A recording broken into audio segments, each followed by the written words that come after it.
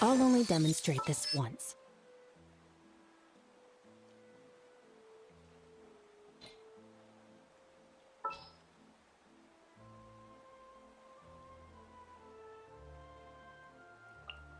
No need to fret. I shall handle this. This is how it must be. Let's go stretch our legs while the flavors are mingling.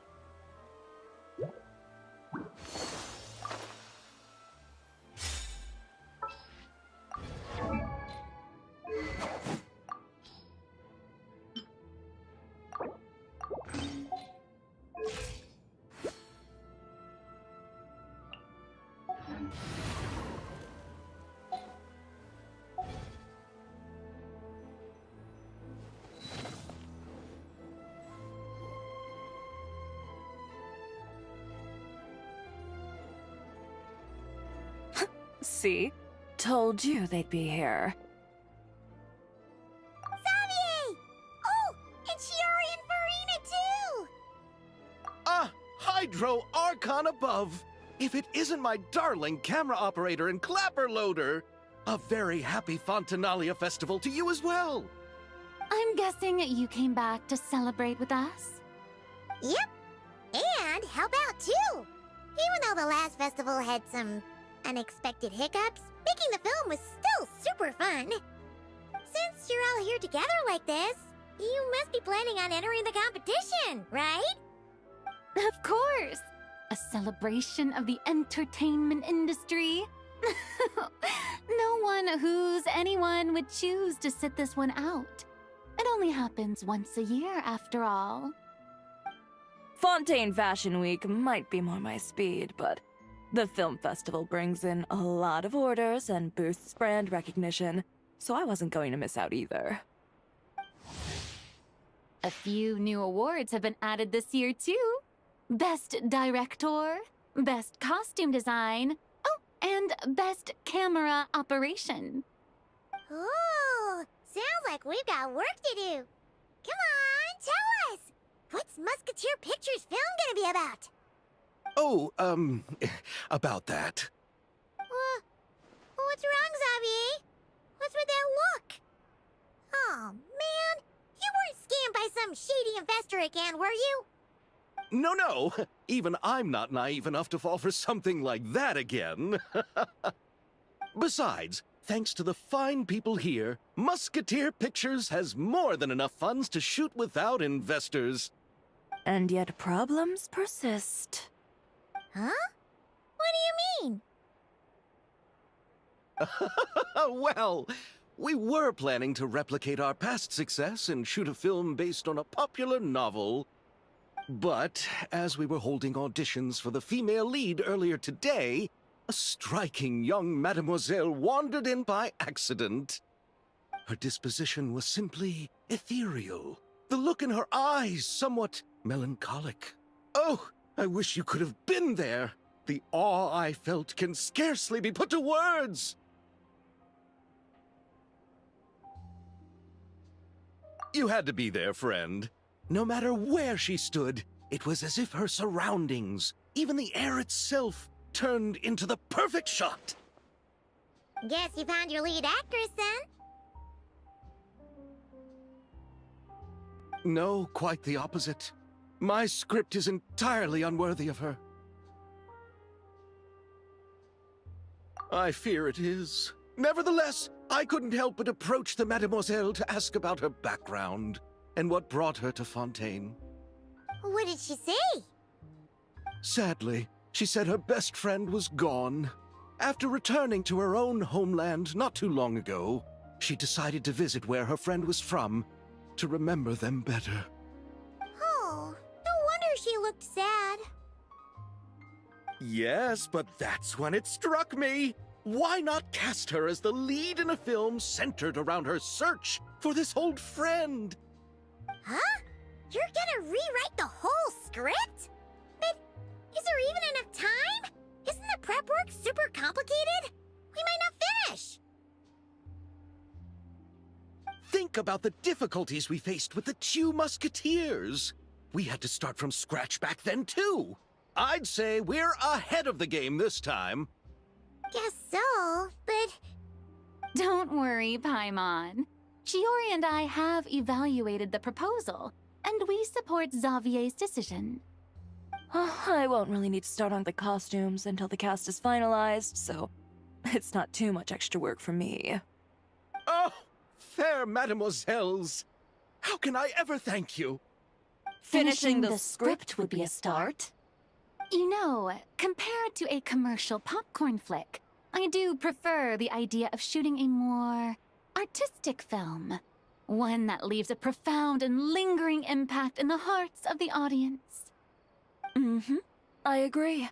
True trendsetters are the people who dare to go against the grain. well, leave it to Director Farina to have a vision. Honestly, though, the artistic passion of everyone at Musketeer Pictures is inspiring. Anyway, now that we've heard so much about this lead actress, Paimon's gotta know who it is!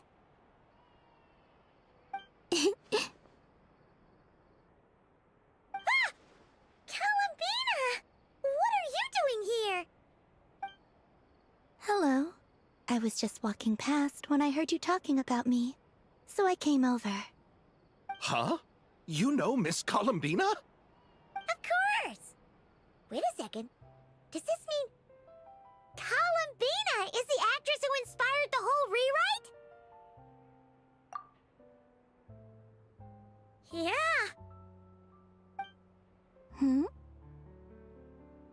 Wait, so did you make the trip by yourself, Columbina? Yes. I mentioned how I wanted to visit other nations once things settled down in Notcry, remember? So I went to the curatorium to ask Never for advice. She told me about the film festival in Fontaine and said it might be fun to visit.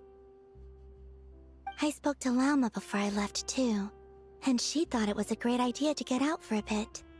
It's just, I received quite different travel advice from the two of them. Oh? How so? Well, Lauma told me to go out and experience new things and make new friends. What a wonderful suggestion! That's how a trip should be. What about Nefer? She said, don't trust anyone and don't talk to strangers. Yep, that sounds like her. I can understand that too. It shows this Nefer cares about you a great deal, Miss Columbina. Yes, so I plan on combining their advice. All I need to do is turn strangers into friends, and then I can talk to them. Huh. That kinda makes sense, but also not. Hey, Chiori. Oh, look who's back. Happy Fontanalia Festival, you two. Oh, looks like we have a superstar in our midst. How about an autograph, Big Shot? Ha ha, very funny. All settled then? Yep, the Duke gave his blessing, and I cleared it with the Udex. During the festival, inmates with good behavior will get a chance to spend some time on the outside. Under the stringent supervision of the Special Patrol, of course. Risley! It's been a while! Happy Fontanalia Festival!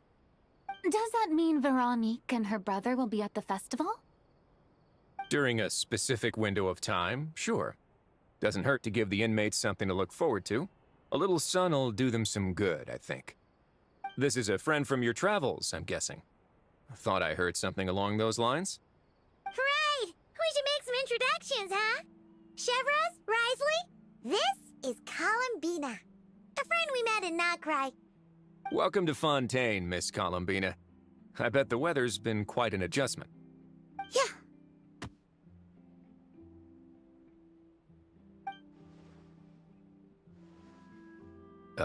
And not the good kind, I take it.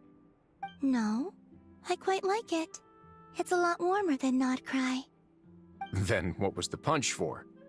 Oh, should I not have done that? The flowers that bloom here are so vibrant, and the people are so kind. I just wanted to become friends as fast as possible. Ah, so that was meant as a gesture of friendship. Is that right, Miss Columbina? Mm-hmm. Isn't that what friends do? Right. Might have been a bit premature in this instance, though. Your friend here is quite the character.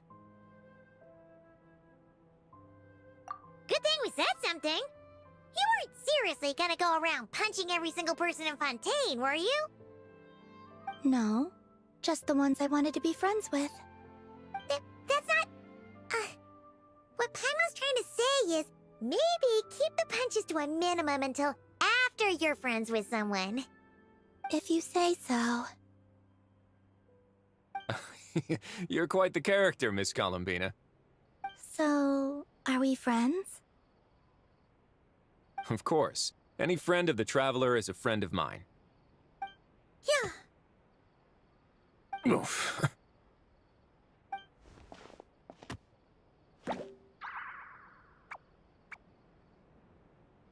When it comes to friends, you sure know how to pick 'em. So Miss Columbina is the lead actress I've been hearing so much about. The whole thing about her aura is starting to make more sense. You gonna be part of the film this time too, Shivers? That was the plan. But now that Mr. Xavier has changed the direction, I don't think I'm in quite as many scenes. It's all for the best, though. A different crew asked me to help consult on some of their musket work. Oh, sounds like our trusty musketeer is as popular as ever. I'm just going where I'm needed. I'm more than willing to help with whatever this production needs as well. Ah, well, speaking of, would you happen to know if there are scenic locations around the court of Fontaine that other crews haven't booked? The festival's pretty popular this year, so there's not a lot left. You might just have to talk it over with the other productions and see if they'll let you squeeze in here and there. I see. Having trouble finding a filming location? Yes, we made a last-minute decision to go down a different route, so the indoor locations we reserved are no longer a good fit. And it looks like all of the best outdoor spots have been taken. You know, I might know a place. Good views, good atmosphere, and no production team has snatched it up. That sounds perfect! Where is it? You want me to reveal it just like that? Come on, let it be a surprise. As much as that sounds riveting, I think we should divide and conquer. You go do that, and Director Farina and I will take Miss Columbina around the city to discuss lighting and styling. Is that all right with you, Miss Columbina? Traveler? Yeah! Everyone here is our friend! So don't worry about a thing and just focus on enjoying your trip. Okay. All right, then the Traveler and I will go check out this potential filming location. It might even give me some inspiration for the new script. I'll leave this to the Duke then. Until later, everyone. Maybe we'll run into each other on set. Okay then. Lead the way, Risley! Paimon's not built for suspense. Let's get this show on the road! Who said anything about roads? Huh?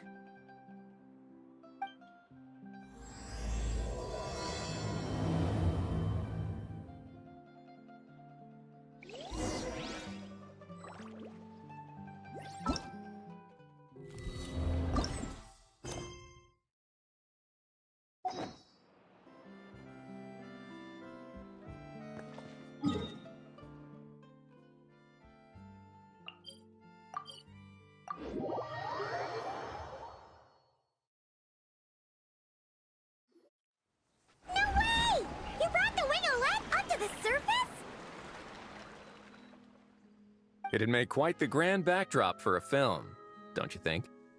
Paimon's more focused on the fact that this thing is supposed to be underwater, inside the fortress of Meripede. True. And keeping up with the maintenance on a vessel this big is a lot of work. It takes a crazy amount of manpower just to keep it up and running. Oh, Paimon kind of thought it just sat there until you needed it. I wish it were that simple. The truth is, the maintenance costs on this thing are substantial, so we decided to rent it out during the festival to earn some extra mora. Besides, the inmates are the ones who keep it in good shape. Seeing the fruits of their labor put to use is a good form of social rehabilitation for them. Huh. You've really thought this through. What you think, Xavier? Is this a good place to shoot? Ah, I've got it! Good messieurs and mesdemoiselles, I've got it! Gonna take that as a yes. The beginning is the hardest part, and the opening of this film has been eluding me, but now I know just how it should start. Glad to hear it. Thanks for bringing us here, Risley. Don't thank me just yet. This isn't quite a done deal. Huh? Not a done deal as in someone already rented it out? You said no other production teams had snatched it up! This person isn't affiliated with the production team. The rental fee was high enough to scare off plenty of other film crews, but she didn't blink. Made quite the generous offer, and didn't even attempt to haggle. Do you know what she plans to use it for? I'd like to at least have a rough idea before going in to negotiate. I didn't ask for the details, but I did see what looked like a fishing permit and a business license on her desk. My guess is she's planning on using it for some kind of restaurant or aquarium. A floating restaurant is sure to attract people, but an aquarium sounds cool too. The views from the ship make it a great spot for a date. The winglet might not be under my command right now, but it's always nice to see her admired. A film is sure to drum up some good publicity as well. I do hope we can work something out with the current captain. Well, guess we should head over and talk things out then. Best of luck.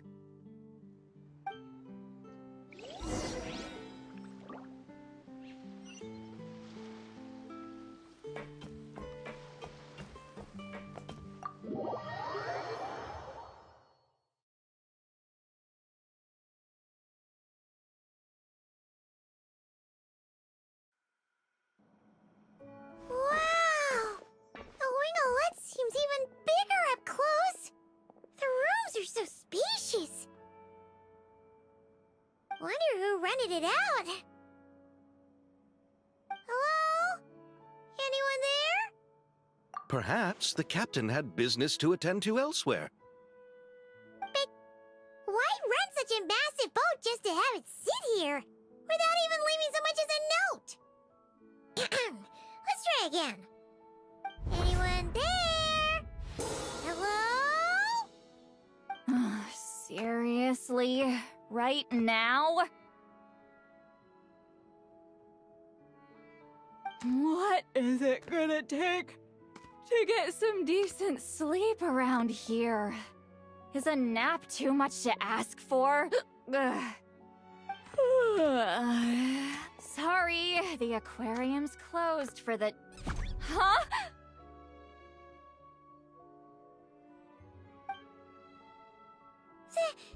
See Lolly? Traveler! Paimon!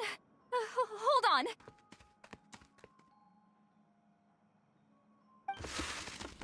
Oh, this is just great! How am I gonna go out dressed like this?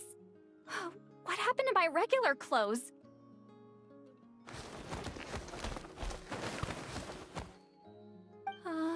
The wash! I put them in the wash after I drank too much and fell into the fountain. Oh, this can't be happening! Am I seriously gonna go out like this? Think we might have caught her at a bad time. See Lolly? I don't want to hear it. Hear what?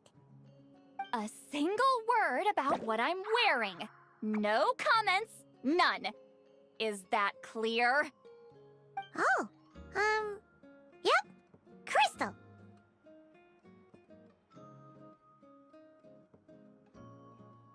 Huh? You think so? No, wait! I told you not to say anything! What was... her thoughts. I heard her thoughts. How could I forget about that? This is so embarrassing. I seemed a little too pleased to get that compliment, didn't I? Wait, the mind reading went both ways. Does that mean the Traveler's hearing all this too? You clearly did! Huh? What did we do? Paimon's not following. Nothing. It's nothing. Let's just move on. Did you need something? You're not here alone, I see. Hello, I'm Xavier, a film director and producer from Fontaine. I meant to introduce myself sooner, I just didn't want to, interrupt. No wonder we ran into each other in Fontaine of all places. You must also be in town for the festival, then. That's right! We're helping Xavier with his film. In fact, we were hoping to shoot some scenes on this boat. You're the one who rented it out, right, Seed Lolly? Me? Rent a boat? I wish I had that kind of spare cash floating around. Not to mention the spare time. Don't get the wrong idea, though. I'm not here to sail off into the sunset and live out some cushy retirement life, okay? I'm not that old. Then why you dress like... how did you end up staying aboard the Wingolette? Well, I heard one of my favorite light novels was getting turned into a film, so I came to Fontaine to catch the premiere. Originally, I booked a room near the Opera Epiclese, but I'm quite particular about where I sleep these days. I think it's an age thing. And that bed? Oh, I just couldn't sleep in it. I tried to find a different hotel, but with the festival, everything was completely booked. Just as I was worried I'd have to sleep under a bridge or something, I happened to spot a help wanted sign on the side of the road. Oh, so you're here to take care of the boat? No, I was hired to man the front desk. The pay is a bit low, but food and drinks are covered. And it includes room and board during the festival. Plus, the job is simple. So I thought I'd give it a shot. Wow! They actually thought you'd be a good fit, huh? What? You don't think I'm cut out for it? All I have to do is tell people the aquarium isn't open yet. Other than that, I'm free to do whatever I want. It's a pretty sweet gig. That's all? Yeah, I was also kinda shocked. But it's not a lie. Head downstairs and see for yourselves. There's nothing but empty tanks. Not a marine animal in sight. Did your boss mention anything about being open to film crews using this space? Our production was hoping to film on the deck for a few scenes. No. That never came up. You could just ask her. Oh, she's around? What kind of person is she? We should know what we're heading into. She's nice enough, I suppose. Pretty reasonable, too. Even offered for me to move to a bigger cabin if I was too cramped. Back at the Masters of the Nightwind, I'm used to being the one giving orders. But working under her doesn't feel like being bossed around. She seems to respect what I think. Wow, she sounds like a great boss. She did tell me she'd rather not be disturbed, though. She's been working on an important project, so I'd keep it brief. Got it. Thanks for the heads up. All right, the captain's quarters are this way.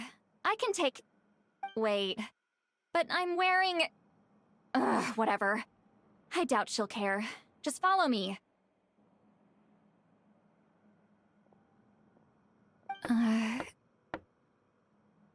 Miss Guillotin? These visitors were hoping to ask you about something.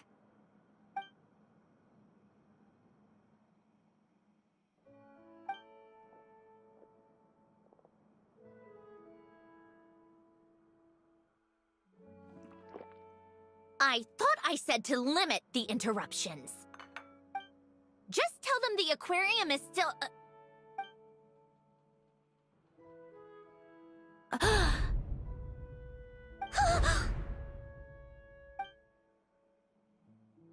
Sandrone, you're here? Huh? You know each other?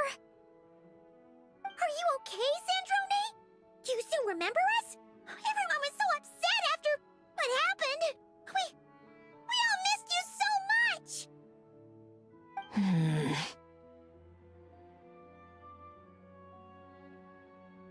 Miss Seat Lolly, why don't you escort this gentleman to the reception area for a cup of tea?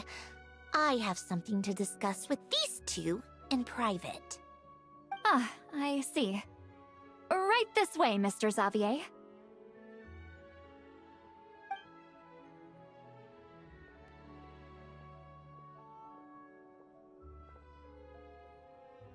Sandrone? I really can't go anywhere without running into you two, can I? Are you okay? During the battle, your core, it was... Destroyed by that bastard Dottore. That's right. But as you can see, I'm fine now. No major issues. Or at least, there shouldn't be. Oh, what a relief! Why didn't you tell us sooner? Or come back to see your friends? Now that I have the chance, I just want to say... Thank you for saving me. Huh? Don't get the wrong idea. I only saved you so we could complete that formula and defeat Dottore once and for all. Even if he did crawl back from the grave to make us all miserable again. That doesn't matter. You're still a hero. All right. But it wasn't just me. All I did was lend my brilliant mind to the cause and take care of one part of the plan. Although, I'm not denying it would have fallen apart without me. You got that right. You're amazing. But how did you go from From a lifeless pile of scrap to looking like this? Well, my mom was trying to put it a bit more gently, but yeah. Where do I even start?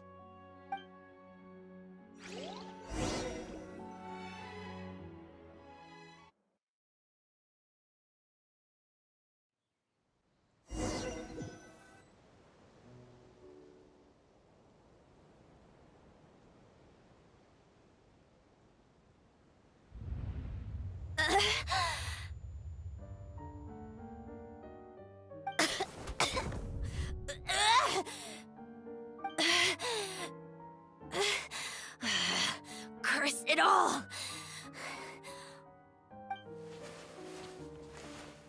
Where am I? Did we do it? How much time has passed? I'm not in one of that lunatic's experimental labs, am I? Wait, Fontanian Decor. Books from the Research Institute. Phew. One thing at a time. Initiate self-diagnostics. Assess the extent of the damage. Cut power to compromised, non-essential components. Then reconstruct available action modules. Severe damage to the core. Dottore, you bastard. Polonia?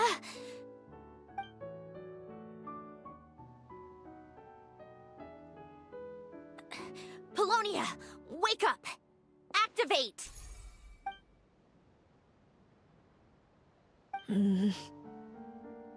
You're in even worse shape than me. Internal gears and energy circuits are barely intact. Extreme damage to the core, just like me. Rebooting is off the table. Even if I could repair the damage, I don't know if... You used up all your critical energy in those final moments, didn't you? To protect the core of that guy in the hat, and the numerological array. Wait, the array. Yes! The prototype is still here. But can I even run it in this state? Whatever. I have to try. I just need to confirm one thing. Activate the numerological array. Connect the computing core to my body. Just like I thought. It needs too much computing power.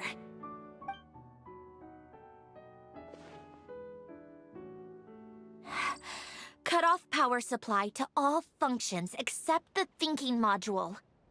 Please. I just need to ask one question. Initiate query regarding the 3 moon sisters. How many living moon goddesses are there in possession of the Trilunar Authority? 1. It worked. You did it, Columbina. You made it back. But how did I survive? The self-diagnostics showed damage severe enough to shut me down for good.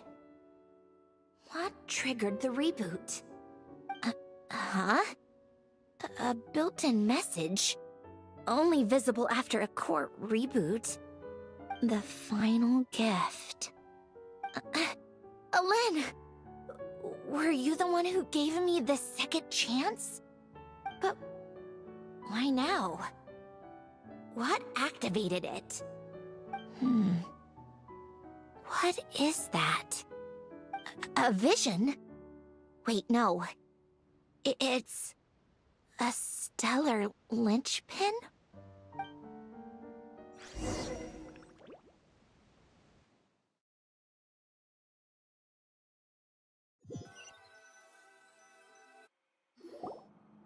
A stellar linchpin? What's that? You can think of it as a rare kind of vision. As for what causes one to manifest, well, that's still unknown. But in Snezhnaya, or in Afatui's research at least, it's believed to have some connection to the third descender. The third descender? We knew his remains were used to create the Gnosis, but this is the first we're hearing about a stellar linchpin. You knew about the remains? Right, of course. Look who I'm talking to. Yes, the Heavenly Principles used the remains of the third descender to create the 7 Gnosis as a means to consolidate the Archon system. Visions result from that same system, so extrapolating from there, it's clear that the manifestation of a vision is also, to some extent, related to the third descender. Still following? For those that wield them, visions serve as a means to channel elemental power. The same is true of stellar linchpins. The difference is that, when wielding elemental energy, stellar linchpin users often exhibit a unique kind of power that seems to come from beyond to that. It's believed that, when a stellar linchpin manifests, impurities from the remains of the third descender get fixed in place. Hence, the name. That's also believed to be the source of the strange power I just mentioned. We've heard that visions can appear when someone has a really strong wish or desire.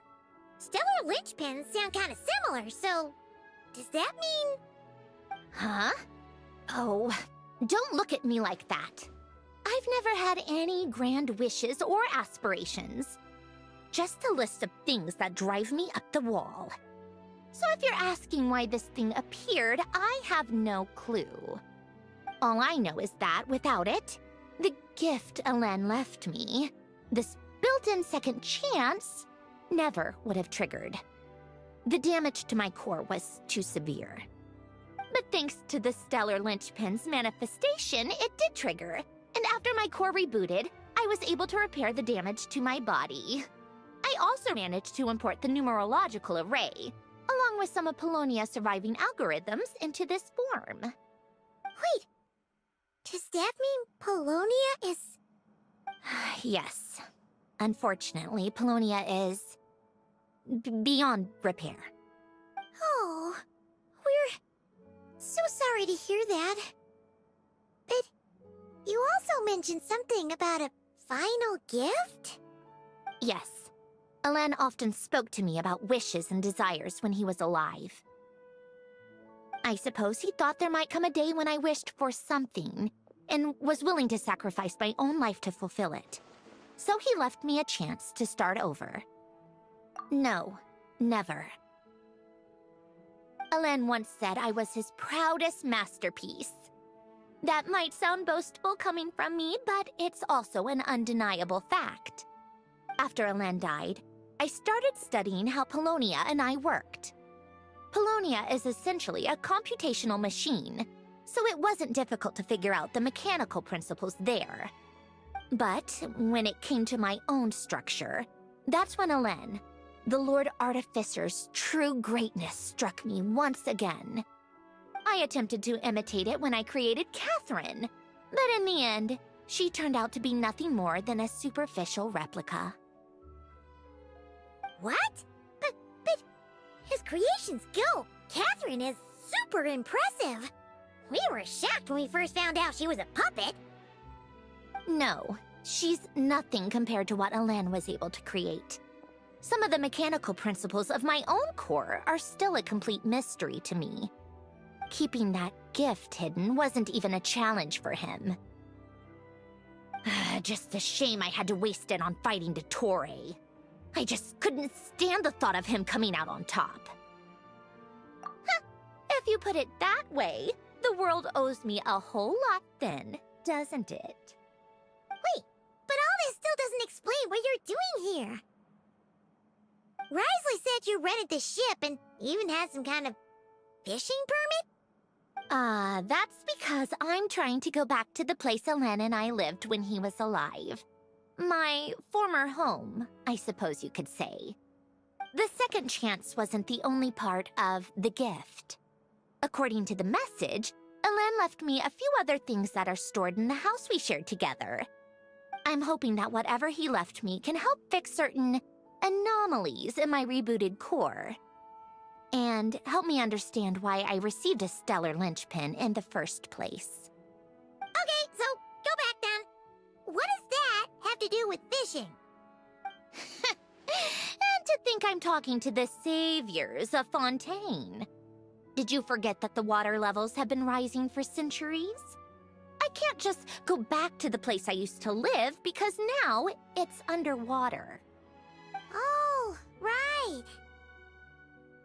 With the rising water levels and changes in terrain, it's not just a matter of finding where it is, but also clearing away any sediment or debris.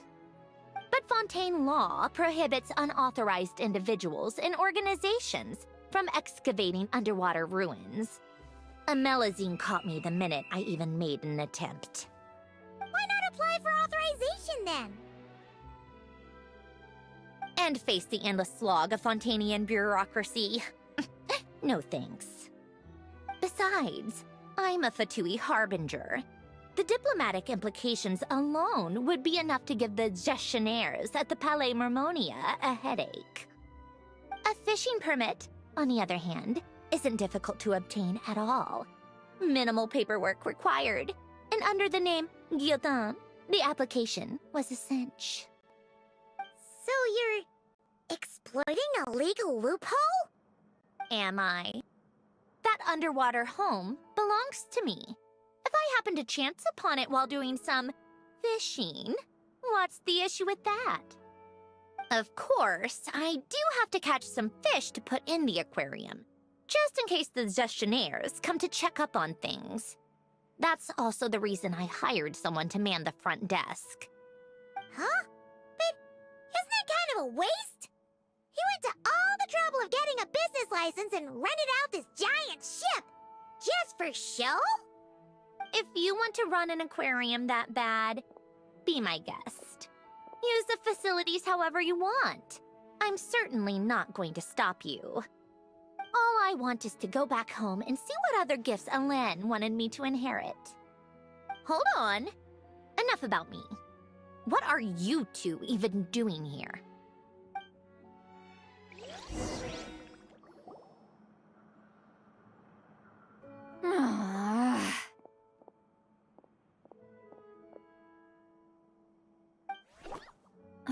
Seriously? They've been in there forever.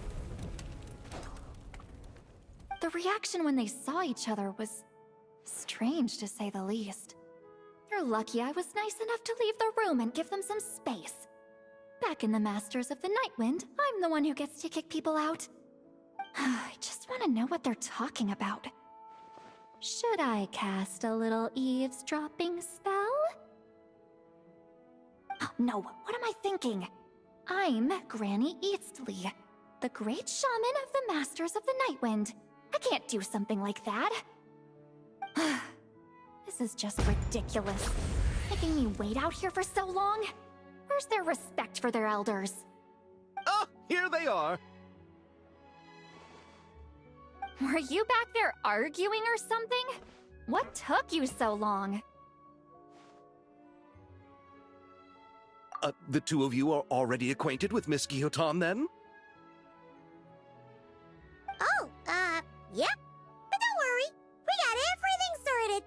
Sandrone agreed to let us shoot on the ship, but it has to be when she's not here. When she's not here? That's right. You'll excuse me if I didn't exactly ask for this little reunion. I wasn't planning on seeing anyone. Like I said, my core is severely damaged. Even with the gift, there are anomalies that are making things unstable. I don't even know if I can continue to function without issues. So the priority is to fix these anomalies and get answers to my own questions. Then, I can see the people that need seeing. Anyway, just let Sandrone know when you plan to film Xavier, and she'll, steer clear. I do hope I'm not causing Miss Guillotin too much trouble. No! She just wants to keep a low profile for her own, complicated reasons. She doesn't want anyone else to know she's here. Understood. I'll be sure to keep that in mind. Oh, and see Lale? Huh?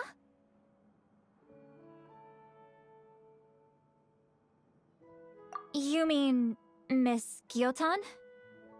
What does she want? Oh, please don't let it be about the pajamas. What? The 7th of the Fatui Harbingers?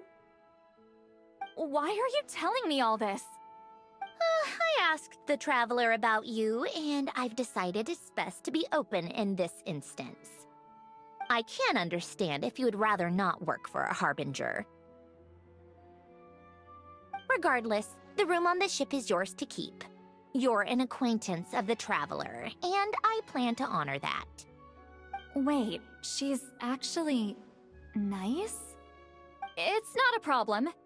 The captain also worked for the Fatui, and he helped Natlan a great deal. We know that there are good people among your ranks. Besides, I've been around long enough to know what it means to earn one's keep. This isn't Natlan, and I don't expect special treatment. Besides, sitting at a desk isn't exactly back-breaking work. I appreciate that perspective, great shaman. Seat Lolly. Just call me Seat Lolly. That title makes me sound so... old. Well, Seat Lolly, the Traveler and I are looking for something, so we'll be heading underwater together soon. I'll leave the ship in your care while we're gone. Together? How often? Not too often.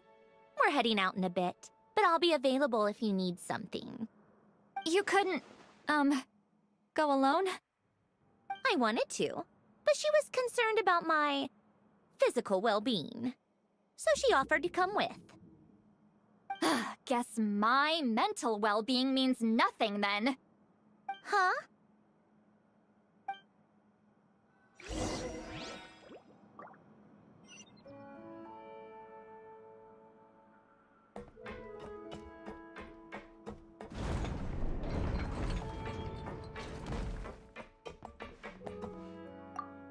All right. Our first stop is the Barrel region. After Alain left the Fontaine Research Institute, he lived in seclusion somewhere around there.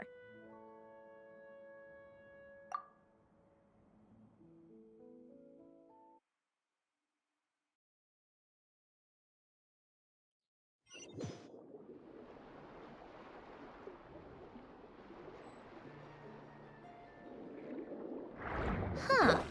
This place has changed a lot. Guess I really have been gone for a long time.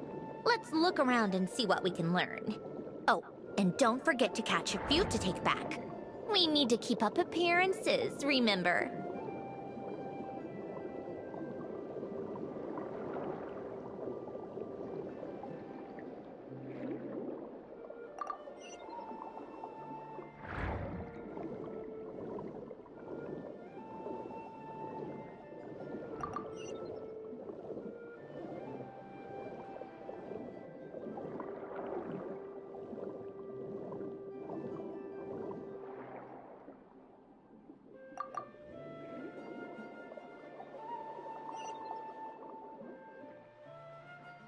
Poisson isn't too far from here, right? It's all a bit nostalgic, I guess. Back when I lived here, all this was still above water. All right, I have a general understanding of the terrain changes and sediment accumulation. We can stop here for now.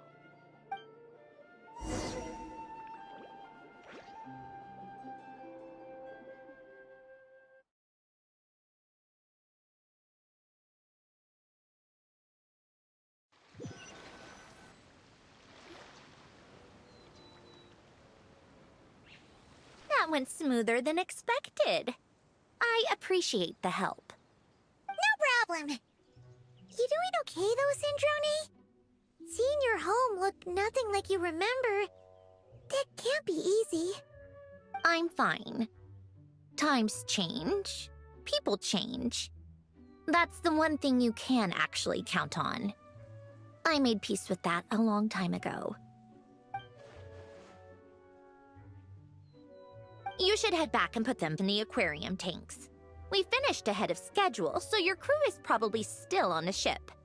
I'll follow in a bit. Right. Xavier said he was gonna test out a couple of shots.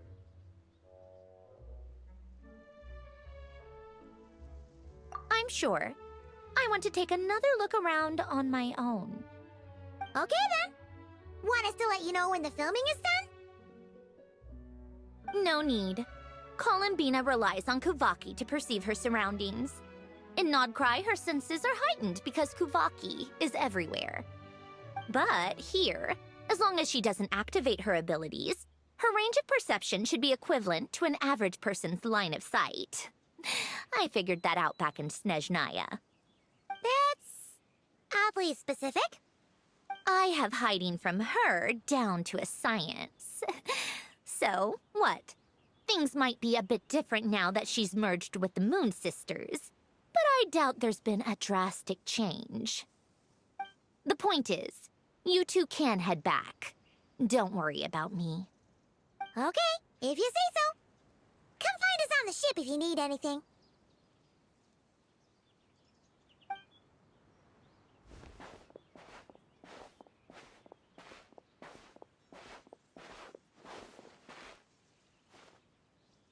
What did you leave for me, Alain? Did you know I would come back? Or did you make it so I would have to?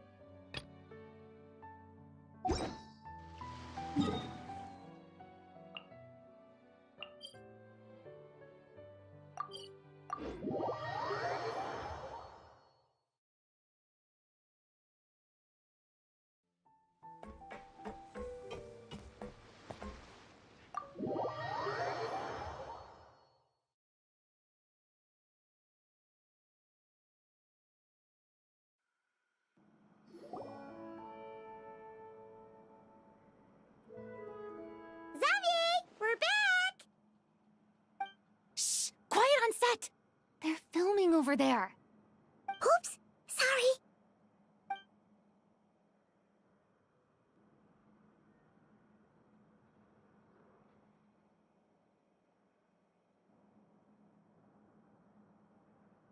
What's your take, Detective? Bullet wound to the chest. Gunpowder residue on the clothes. The victim must have been shot at close range.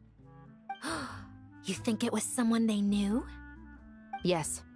It's possible the suspect arranged for them to meet at this very spot. A reasonable deduction. But you're overlooking a crucial clue. What? The victim's pocket watch is missing. And cut! I think we got it! Good work, everyone!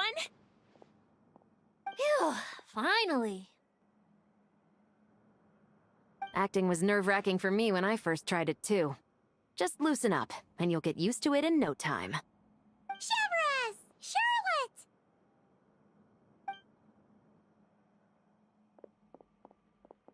Oh, hello there, you two. You're filming here too? Oh, so Charlotte's crew must have been the one that asked you to help out, huh, Severus? Yep. They heard about a potential filming location and wanted to come check it out. But when we got here, your crew had already beaten us to it. Luckily, Xavier and our director, Lapine Pauline, go way back. In the end, we agreed to just share each other's filming locations. Considering all the last-minute changes, that's just what Musketeer Pictures needed. For sure!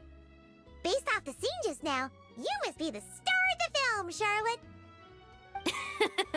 You bet! This detective costume really suits me, don't you think? Oh, for sure. You're already right at home lurking in the shadows taking pictures of this and that.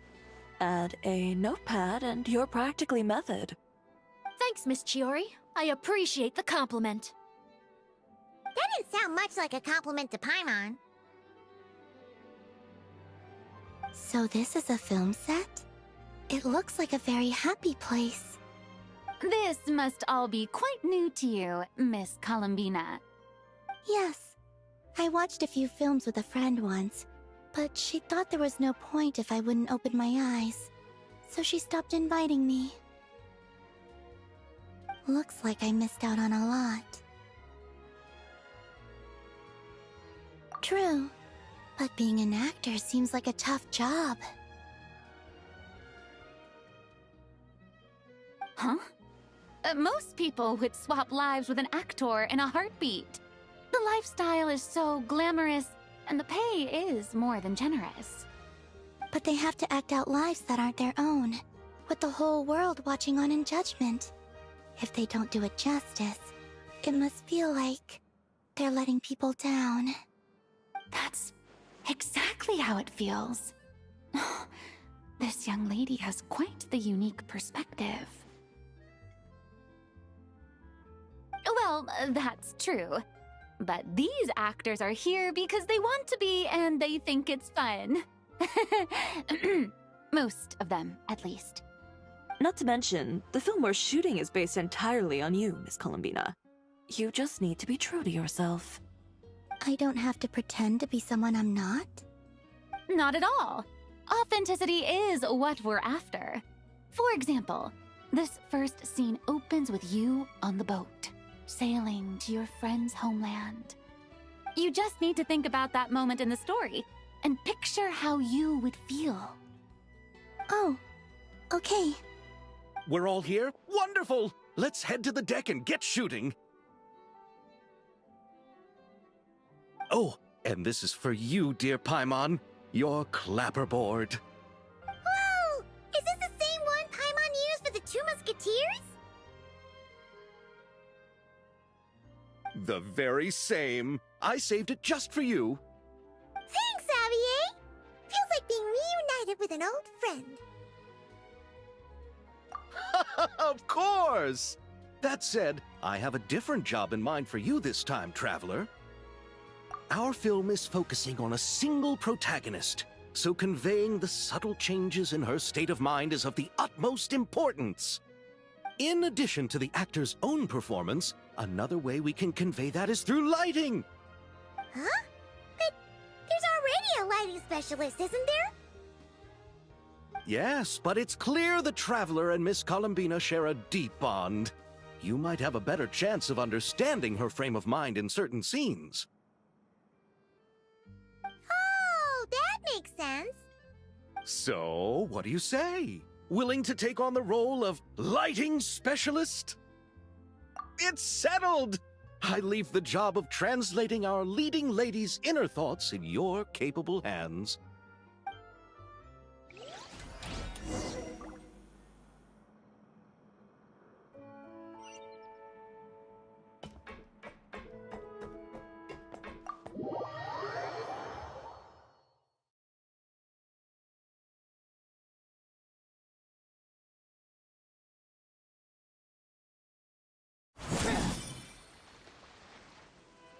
All right, without any further ado, it's time for production on our film, A Homecoming, to officially begin!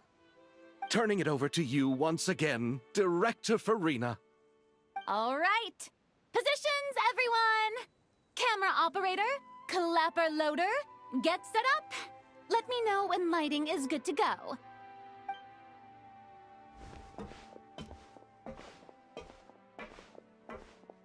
All you need to worry about, Miss Columbina, is hitting your mark. Other than that, just focus on immersing yourself in the emotions of the moment. Okay. Good. Lighting, are we ready?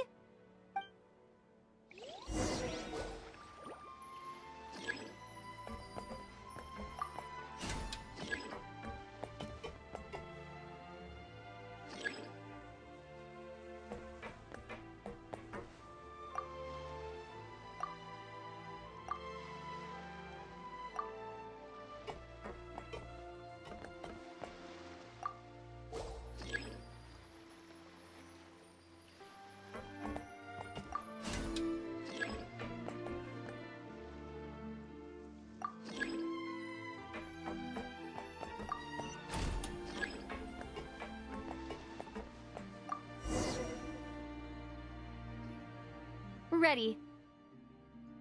All right, quiet on set. 3, 2, 1, action! This is her homeland. Columbina. Cut! The emotions I'm looking for were definitely there. Let's just try to keep it a bit more natural. Oh, but definitely keep that gesture at the end. I loved how real it felt. You looked genuinely moved. All right, if you're ready, let's go for another take. Miss Columbina? That presence. It kind of felt like... Sandrone?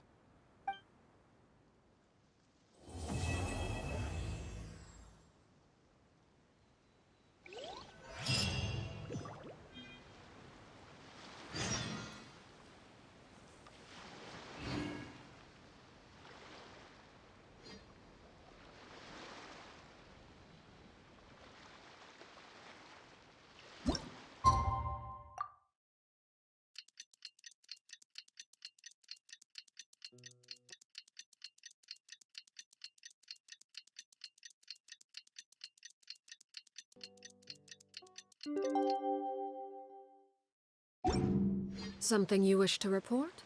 Go on. You have my undivided attention.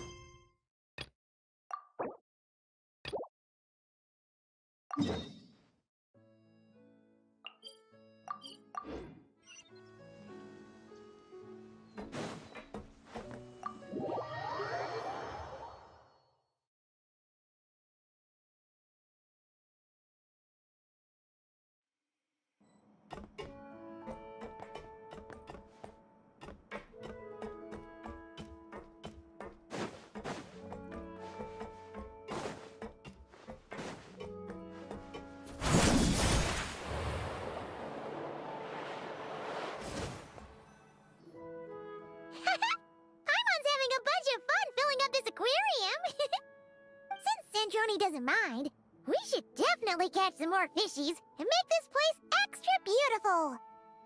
Hey, you two. Come over here. Huh? Is everything all right? Here. This is for you. What is it? It's an underwater mobility device I've been working on. Huh? Wow!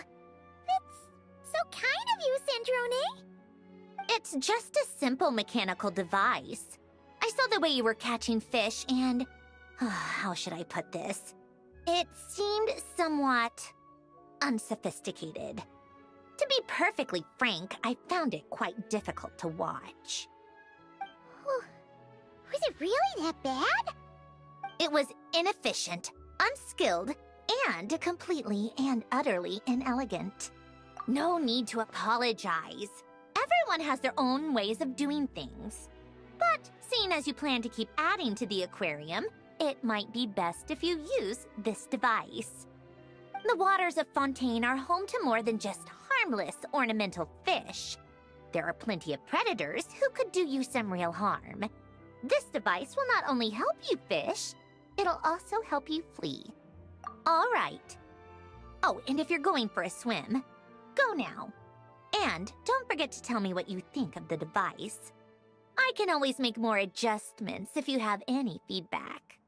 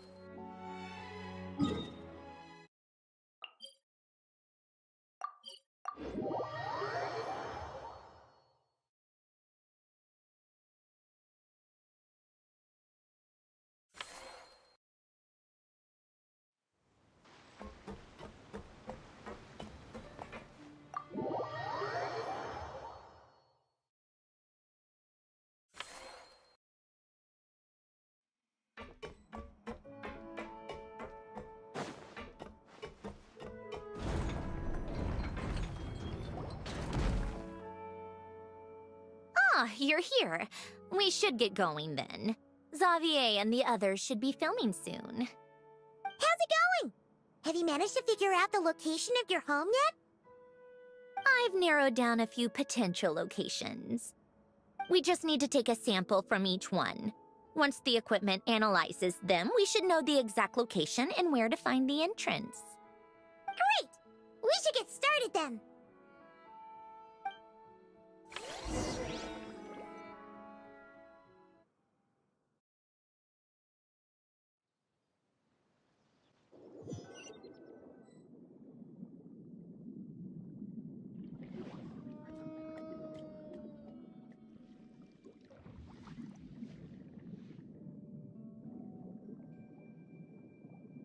All right, let's get a move on. That should do it. Let's head back. The filming should be just about done. We made good time. We might even know the location by the end of the day. You sound pretty happy about that. Do I? I suppose I've just had enough of these anomalies I've been dealing with. The sooner I can fix them, the better. Anyway, enough chit-chat. We have work to do. Oh, but let's head in through the side door. I don't want to run into the crew on the deck.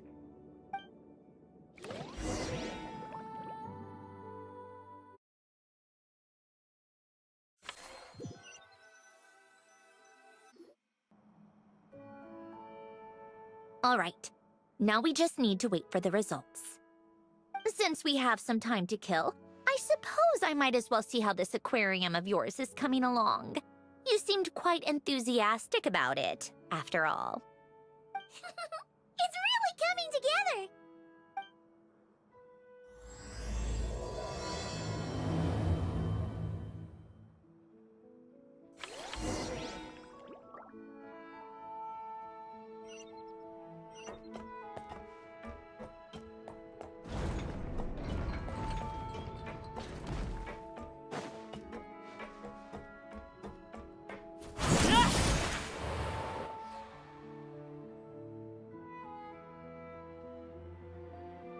Oh, kind of impressive, actually. These must be the ones we caught the first time we went underwater. Like it? It's fine, I guess. Nothing special. Come on! It sounded like you really liked it just now! You're that proud of it? Is this a sense of accomplishment or something? Well, yeah. And it's pretty! You know it's gonna be gone soon, though, right? What do you mean? After the festival, this ship will be returned to the fortress of Meropide, and this aquarium will be no more. So? So, no matter how much work you put into this place, once the festival is over, it's all just going to disappear. But not making the most of it when we have the chance is an even bigger waste! But if you know it's all going to be gone one day, why even bother? Well, Because you still get to keep the things you gain along the way. And those are things that can never be replaced. Doesn't that make losing them even harder? well, if you put it like that... But the happy memories we make along the way last forever! You just have to take a more glass-half-full perspective. Not to mention, everything we do here is gonna be on film, so it'll still live on in some shape or form. And when you look back on it, only happy memories will come to mind? Exactly! So it's about finding joy in the process itself. Traveler! You're back already? What's wrong with that? You say that like it's terrible news or something. How did you get here? I didn't see you on the deck. Oh, never mind. We need to help Miss Guillotin hide ASAP. The crew is heading over here to shoot any second. What? They should be done by now. There was a mishap earlier that cost them some time. I was waiting on deck so I could warn you the minute you showed up. Anyway, you should head back to the captain's cabin right away. They're gonna be here any minute now. Ugh, finally! That's a wrap for the scenes on the deck. Wouldn't have taken half as long if the wind hadn't snapped our equipment in two. Uh-oh! Too late! Change of plans then. You'll just have to hide. Hide? And where exactly am I supposed to do that? Oh, there's a box over there! You can get in that! Huh? You expect me to...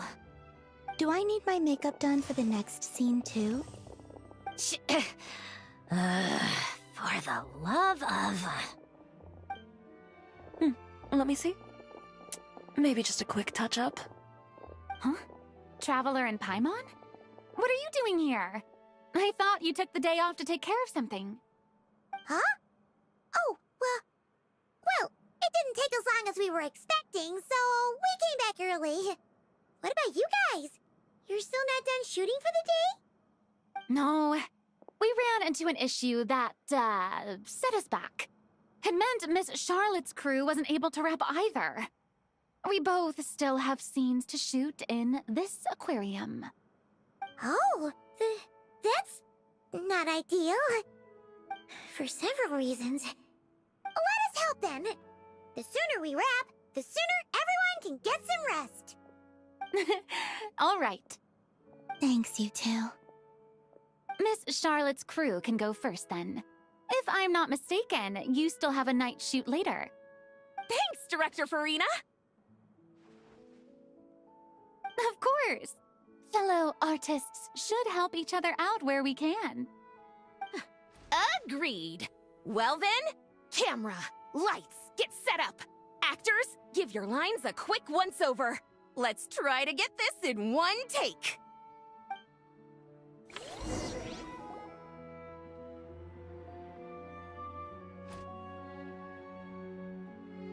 All right, places, everyone! And 3, 2, 1, action! So, the story ends like this. But when Duke St. Germanus departed, he clearly said that everything was beyond redemption. Huh? That sounds familiar. Wait, it's from that novel I came across while researching the numerological array. He's only a genius when it comes to mechanics, and everything else, he's just an ordinary person. Huh? What was that noise? Whatever, I'll just fix it in post. Mr. Koba, please don't speak as if I were the accomplice. Not so hard. This box isn't sturdy enough for that. This is why I keep saying, don't put too much trust in Clockwork Mecha. Unlike humans, machines don't have a heart. A heart? That's right. It's what's on the inside. It's also referred to as someone's soul, or likened to free will. You can think of it as a person's core, what makes them unique. In general, though, people don't believe machines are capable of having a soul. You said my emotion module was faultless. It is, but that's not quite the same thing. Do you think I have one then? A heart? I don't think so. I know so. The question is, do you recognize it within yourself?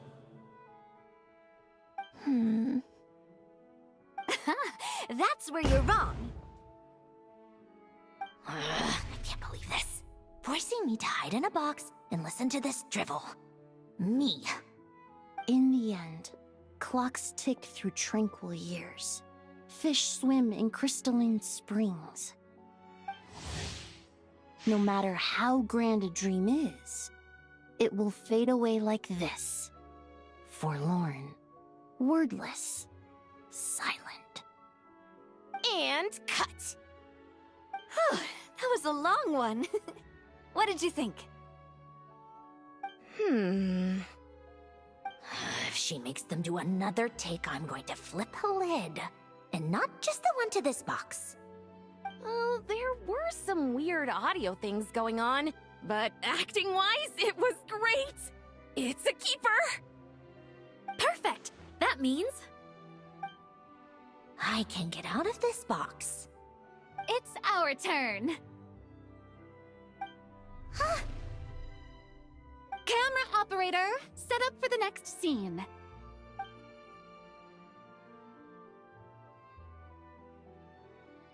In this one, our protagonist peruses an aquarium in a foreign land and gets swept up in memories of her friend. So, in terms of lighting, that's the vibe we're going for. Got that? Shoot. Paimon thought there would be a break and Sandrone could slip away. What are we gonna do now?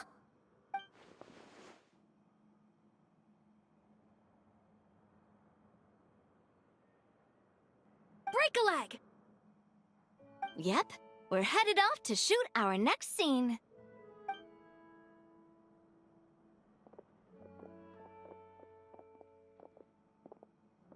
All right, quiet on set. We're about to start rolling. Ready, Miss Columbina? Miss Columbina? I think she would like this. Quick, we should roll on this. It doesn't forage with the others, or prey upon its smaller kin. Instead, it remains where it is, cradled in the coral's quiet beauty, as though the raging cyclones above are of no consequence. And yet, she still stood before the cyclone in the end. So I think that story has it wrong. She is no different than us. She has a heart. Columbina. Hmm?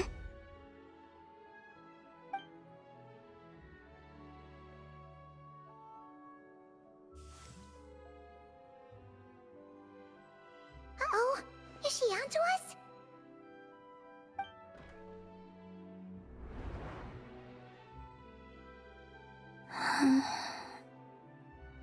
What is she doing? Cut! You okay, Columbina?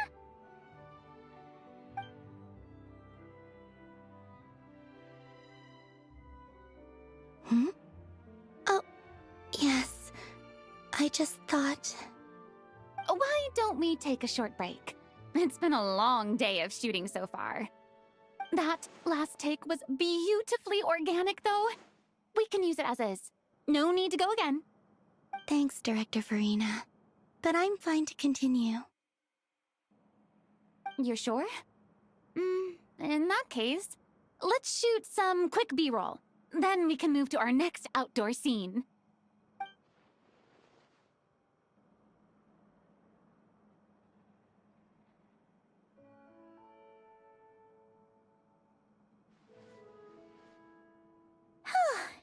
We're in the clear this time.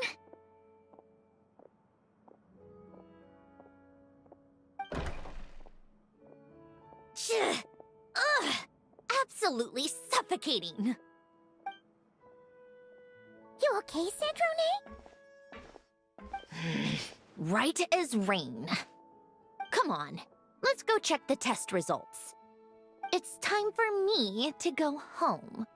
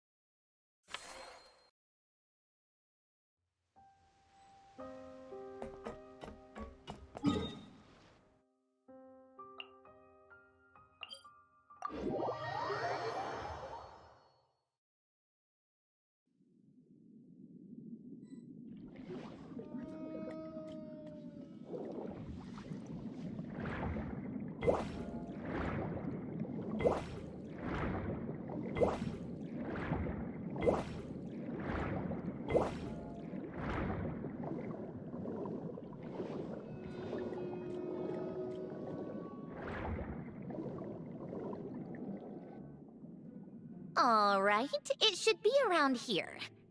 Give me some space. I'll activate the water insulating mechanism.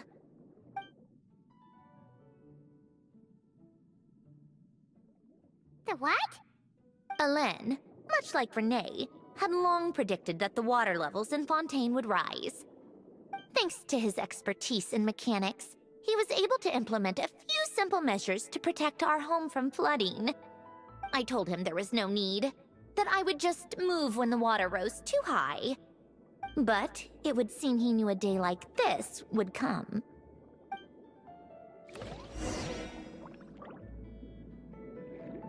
All right, the silt has been cleared away. Go activate the mechanism for the first sluice gate. That will fill the empty middle chamber with water.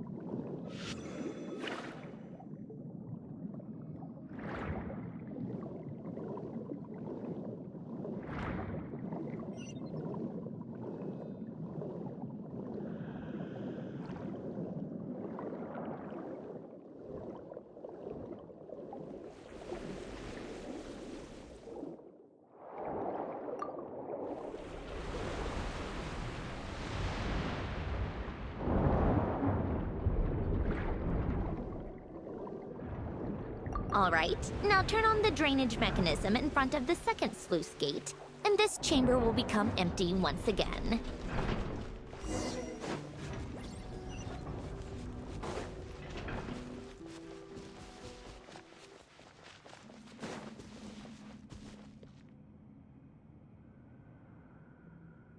So, this is where you used to live? It's beautiful! There's even a garden! Back when I lived here, it was my job to tend to the potted plants and flower beds. Still growing strong even after all this time. Who would have thought? If the weather was nice, I would take Alen out in his wheelchair and we would go for a walk. Before long, we started bringing Polonia along too. Come to think of it, I was the only one who could get around easily back then. Polonia always got stuck at some point, and it was up to me to launch a rescue mission. Happy? I suppose they were. Uneventful, but pleasant. Repetitive, but peaceful. It was like living in a world where time didn't exist. Of course, that was all just an illusion. Death still awaits all of us at the end. Oh. All right, enough standing around. Let's head inside.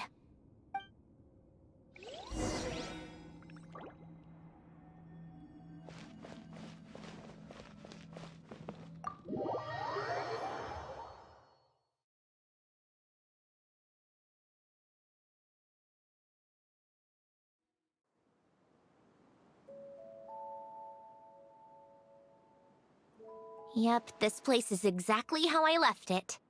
Nothing has changed. What is it? Huh? How did you get... Oh, Arlecchino gave it to you, didn't she? And you... read the whole thing. Just so you know, a lot of that was written a long time ago. At that very desk, to be exact. Anyway, since you've already read it, you should just hold on to it. I can always start a new one. Well, feel free to look around. I'm going to start looking for the gift Alen mentioned. Oh, but be careful with the stuff around here. I'm saying you can't touch anything. Just try not to choke on the dust. Polonia.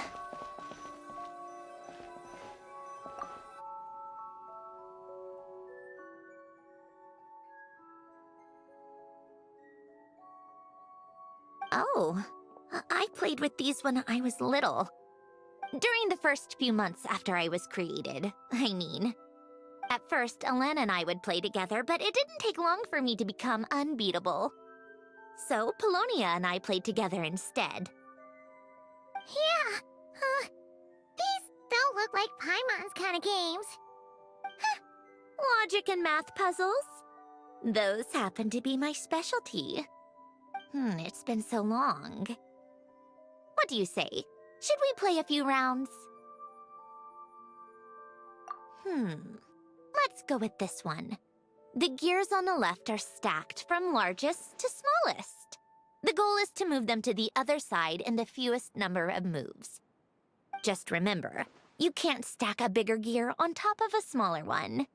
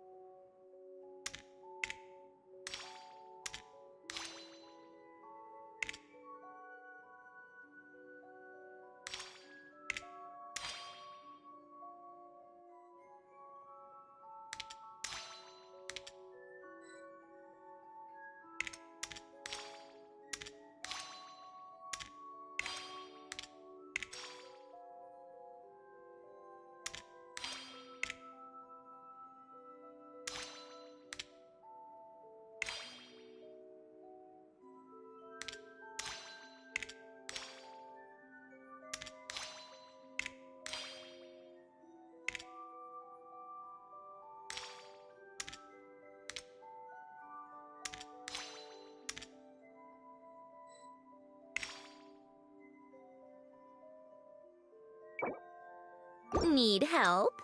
You seem stuck. This should go here, then this here, and done. Well, what did you think of the game? Well, these kinds of puzzles aren't for everyone. I suppose my upbringing wasn't exactly conventional in that sense.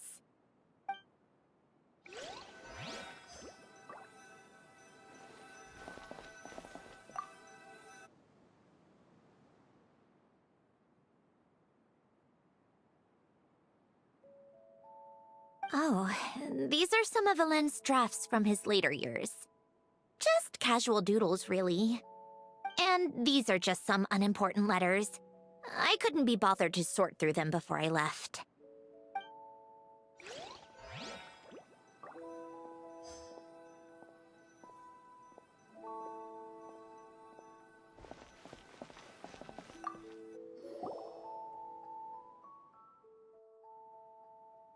Wait, the people in this picture look kind of familiar. Oh, this was taken when Alen and Renee were both still at the Fontaine Research Institute. Before their falling out. In his later years, Alen would often sit by the fireplace and stare at this picture. wearing an expression somewhere between guilt and longing. He said he sometimes regretted not helping his friend when he needed it most, even if just to stop him.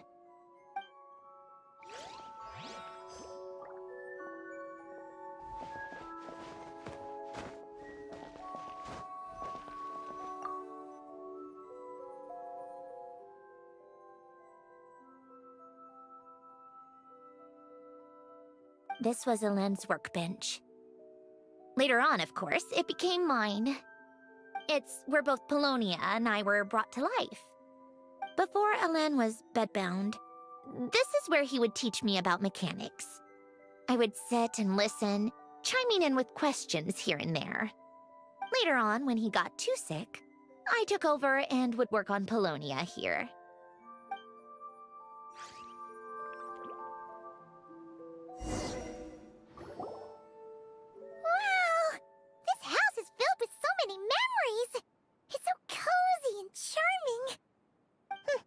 You should have seen it at its prime, when people actually lived here. A lit fireplace, a steaming cup of coffee. That's the real deal. You know, we also used to have a mechanical piano that Elend built. Oh, how chic!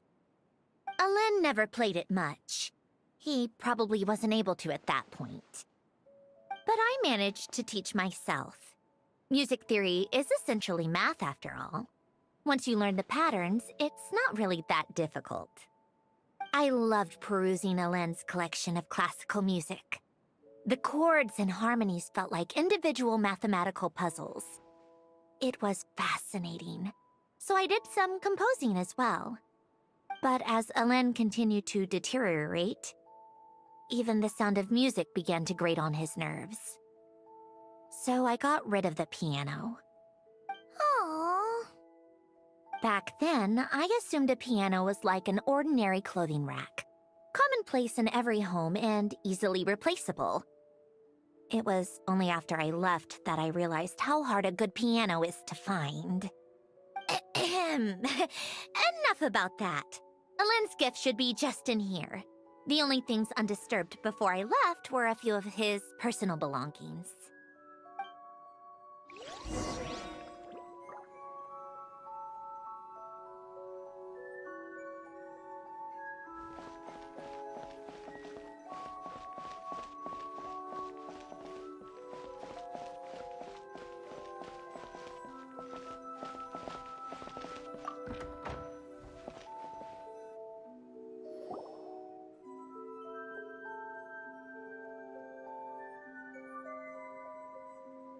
Wait, there's a hidden compartment at the back of this box. Looks like it's locked with some kind of gear mechanism. Knowing you, Elend, I'm guessing it goes like this, then like this? Got it. Am I a genius or what? Let's see here. A box? Well, you gonna open it?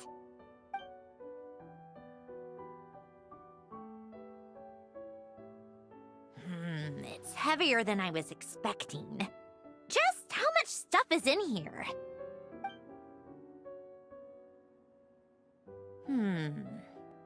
A letter? And a bunch of junk underneath it. None of it seems that important. Wait a second. This should be it. Oh, a cube? It's a multi-dimensional algorithmic core. Elend would use it to store information. Only Polonia and I have access. All right, I'll start looking into the core and the letter. Feel free to go through the rest of the stuff and see if there's anything useful.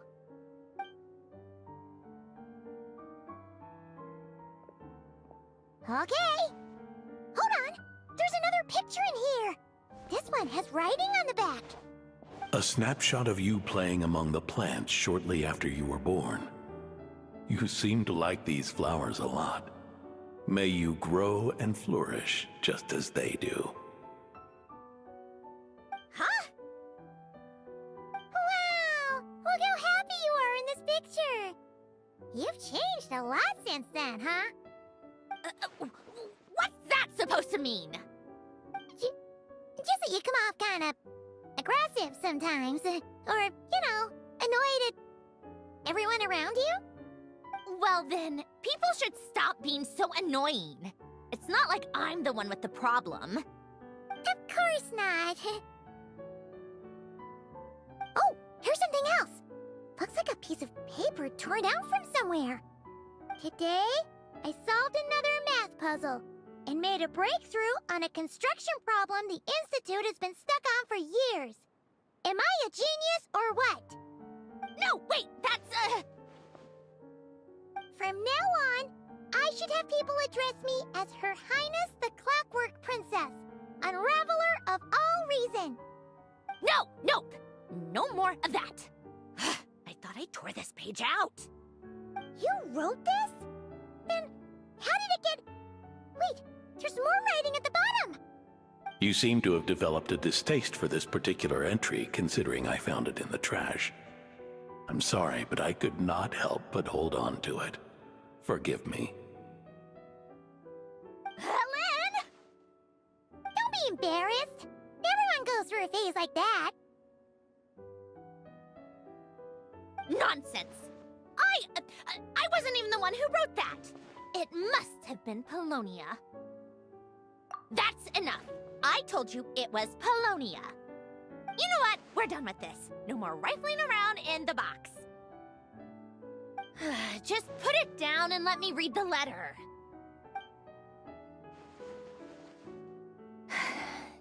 To my little clockwork princess. Oh, not another word. Got that? If you're reading this, You've most likely received the gift I left for you.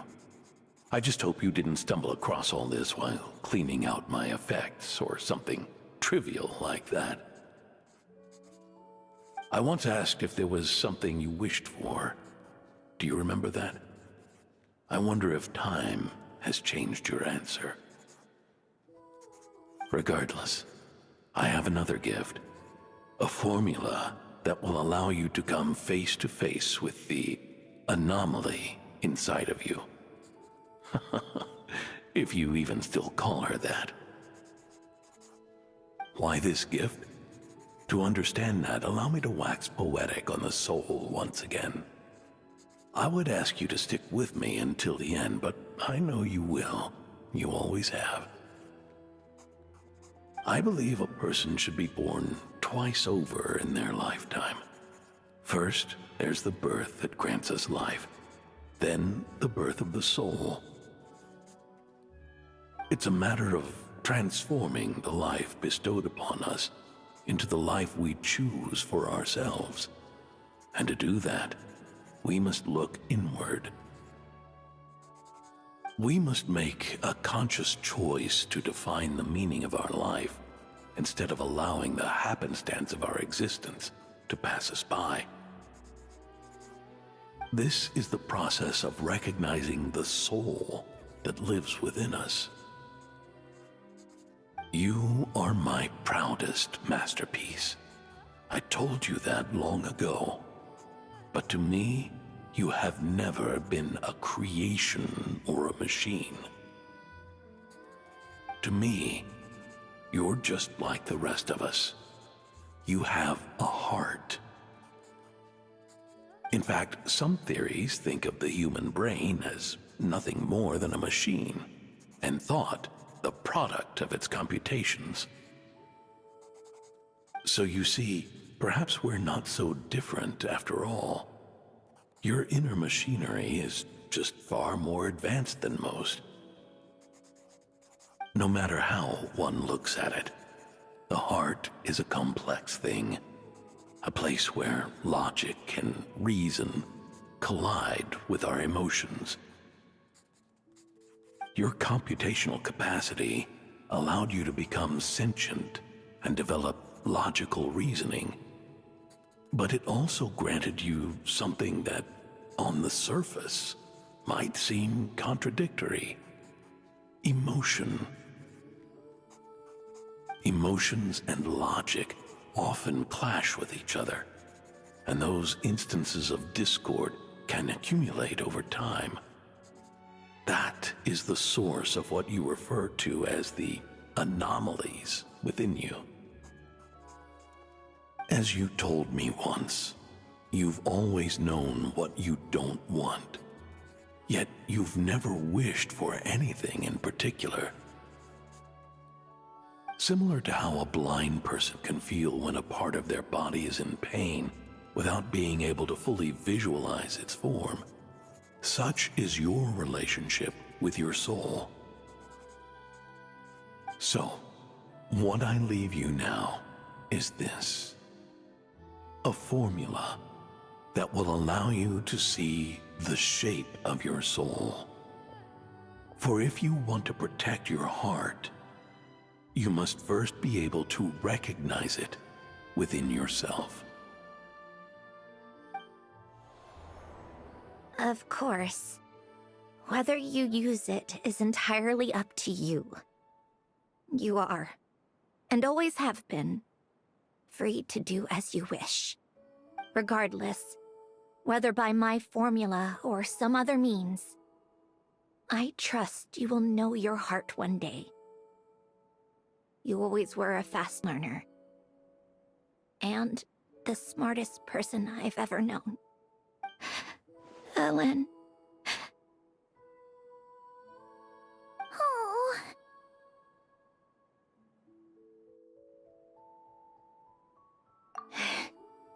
I'm fine. I've already figured out how this formula works. Let's get out of here and then we can use it.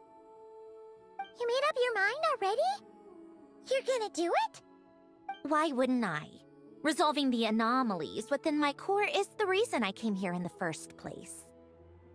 No, I can do this on my own. But, do you want to watch? What do you mean?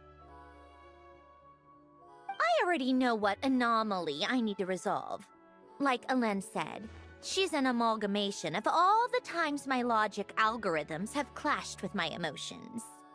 And by resolve, you mean that literally, or...? Yes. But if you, let us in like that, wouldn't that mean letting us see a bunch of your, you know, inner thoughts and secrets? If what Alen said is true, then I'm about to be... born anew, or whatever. This is your chance to be lucky enough to witness it. Besides, you already read my whole diary. When it comes to keeping my innermost thoughts to myself, well, I think that ship has sailed. You're really sure about this? How many times do I have to say it? I finally let you in as, friends, and you want to question it. I'm not gonna offer a second time. Enough with the mushy stuff. Just follow me.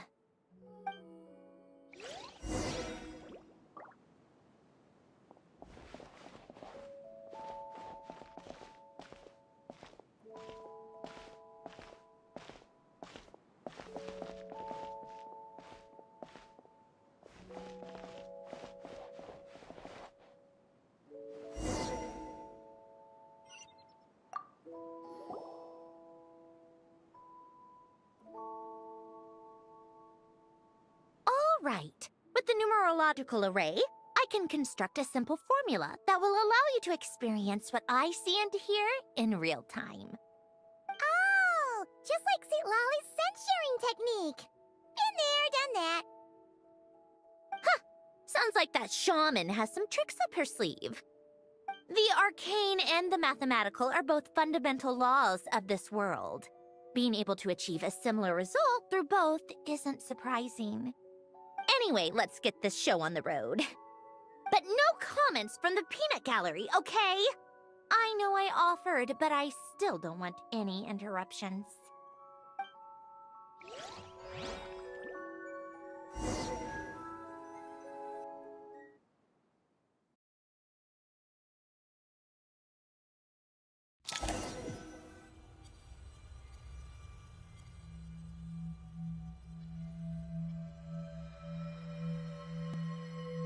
Is this...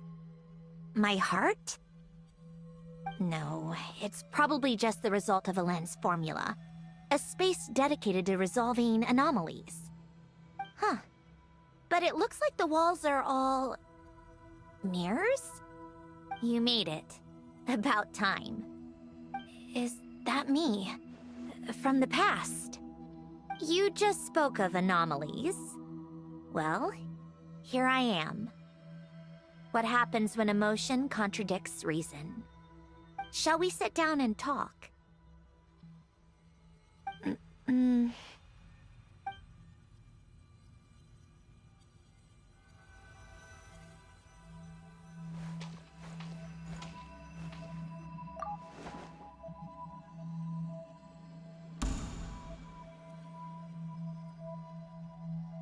That should do it. Hello? My name is Alen Guillotin. Can you hear me? Brings back memories, doesn't it? The time we spent here. Here. I want you to have this. A notebook? You can use it to write things down. I don't need to write things down. I have unlimited memory. Even so, some things are more important than others, right? You can use it to write about the things that matter.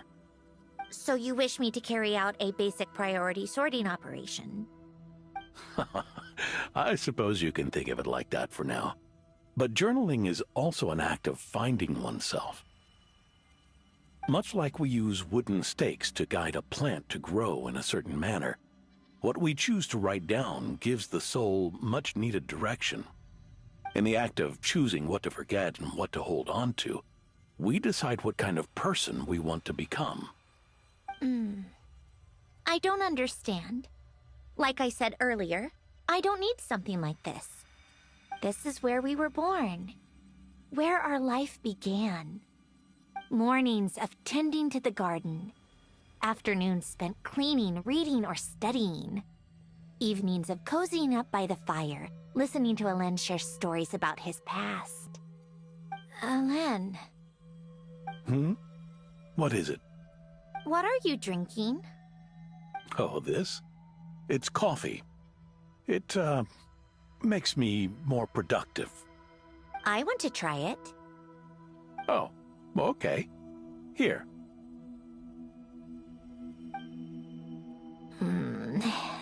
Bitter.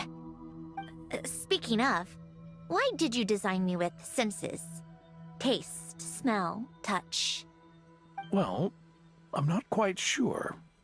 It just felt like the right thing to do. I suppose I hoped you might have a life of your own one day, and that you deserve to experience all life has to offer. Oh. Still bitter. But the smell is nice. I thought those peaceful days would go on forever. You know that's not possible. Maybe. But how was I supposed to know the end was just around the corner? That was just bad luck. Was it? Well, it certainly became a pattern, now didn't it?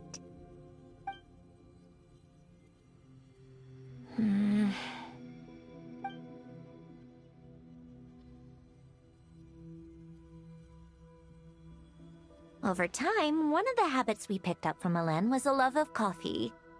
We even took to hosting tea parties. A machine acting like a human. Kind of laughable, right? I suppose that's just what I'm used to. Yeah, that's just what we're used to. Hey, this place isn't half bad. Great spot for a party. More and more people seem to be showing up to my tea parties uninvited. Anyone care to explain? Can you blame me? I saw Columbina leading Capitano somewhere, and I had to see what that was about. I had simply asked Columbina where I might find Arlecchino. I have business to discuss with her. and Columbina suggested looking here. Tartaglia and I were unaware that this was a private gathering. Apologies for the intrusion. It won't be for long. Whatever. Just add it to the list of annoying things that have happened today. What's one more? Since you're here, you might as well stay for a cup of tea. See? Told you she wouldn't mind. Much obliged, Sandrone. Well, look who we have here. Good thing I brought extra desserts. This has turned into quite the occasion. Capitano, I was just about to go find you. Pardon the intrusion. Rest assured, I won't sully your gathering with talk of work. We can have our discussion later. Spoken like a true gentleman. A certain unmannered 11th seat could learn a thing or two. You know, you really should start being nicer to me, Rosaline. Or I might just snatch that 8th seat right out from under you. I'd like to see you try. If you're gonna fight, take it outside.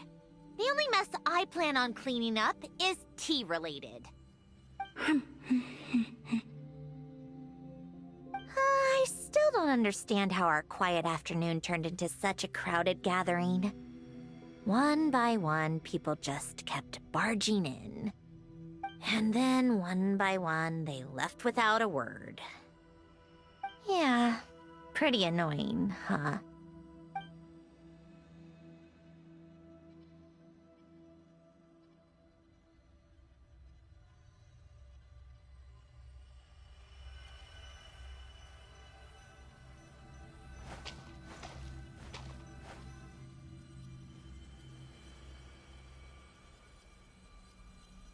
Of all my days with the Fatui, the times I spent with you, Arlecchino, and Rosaline, they were my favorite. Goodbye, Sandrone.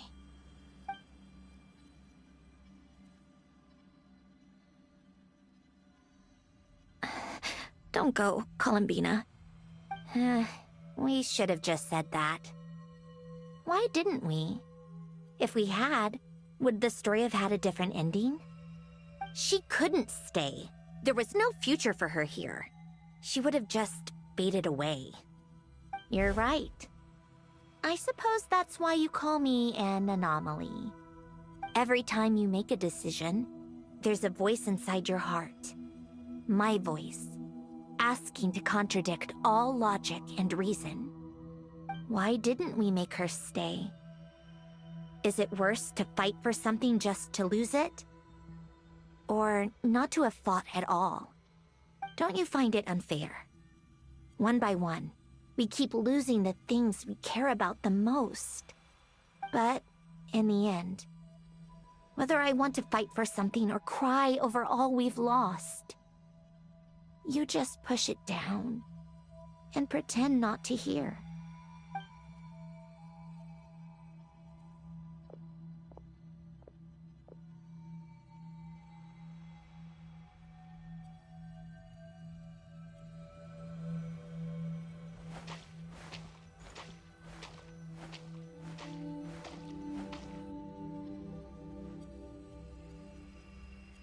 And now, even Polonia, the other half of Elend's legacy, the last remaining member of our family, even Polonia is no longer with us. I did everything I could, but it's just like Elend always said. Polonia was one of a kind. There was no replicating what he managed to create. Don't you feel like our connection to the past is fading bit by bit?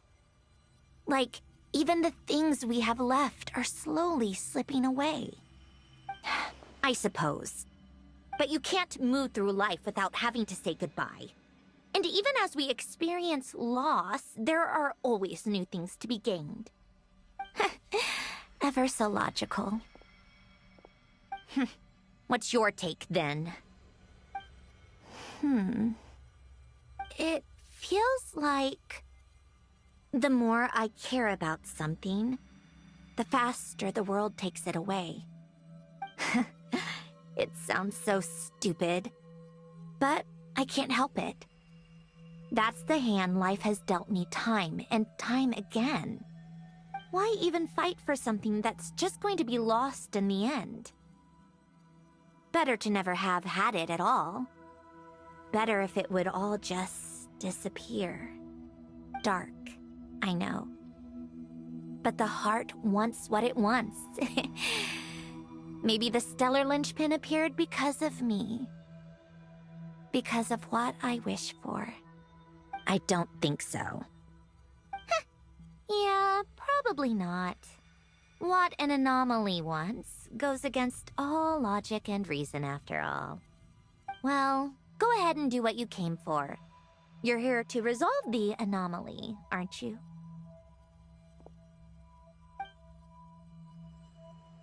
Yes. What's it gonna be? Keeping me imprisoned here like before? Or eliminating me entirely, like debugging a code? That might actually be a mercy. I don't care. I just don't want to experience the pain of loss ever again. Go ahead. I'm ready.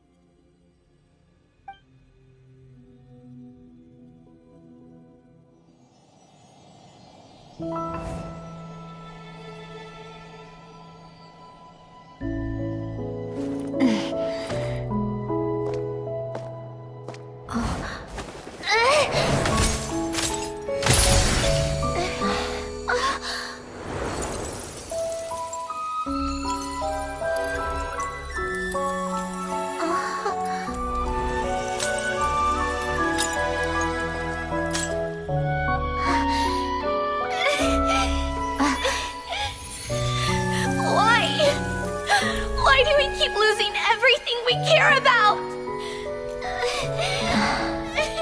I know it hurts, but that's life. I wish... I know. I've always known. Because we've been one all along.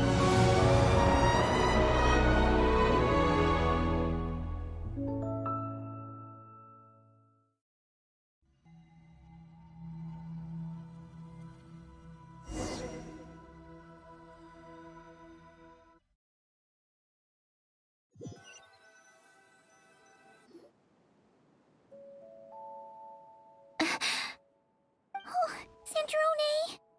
I'm fine. It's okay to cry, you know. Cry? You've got to be kidding me. Save the comforting for someone who needs it, Paimon. The emotional side of my core algorithm. My emotion module has always been fully developed and operational. Elen tried to tell me that too. I've just chosen to ignore her voice all this time. I suppose. Huh. Come to think of it, it's kind of like the aquarium on the ship. The aquarium? The old me took one look at it and saw something I would inevitably lose. So I stopped putting in the effort. Then, one by one, the fish all swam away, and the place became even more bleak and depressing. Pretty pathetic, right? Don't say that! A lot of people would feel the same. It just shows how much you care about what you have.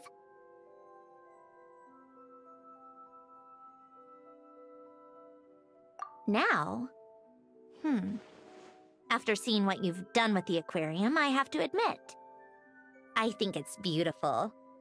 It's like you said, we get to keep the things we gain along the way. And those are things that can never be replaced, because we choose to hold them in our hearts. Well said!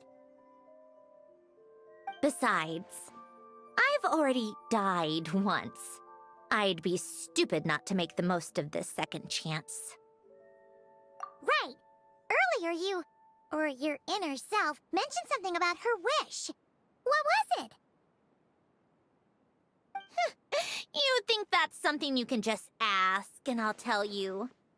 Think again.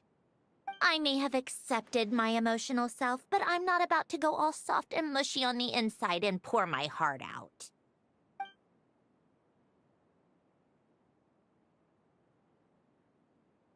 That said, taking a step in the right direction couldn't hurt. Starting with cleaning some old aquarium tanks of my own. Huh? Metaphorically speaking, I mean. Come on, let's head back to the ship. I need to talk to that shaman.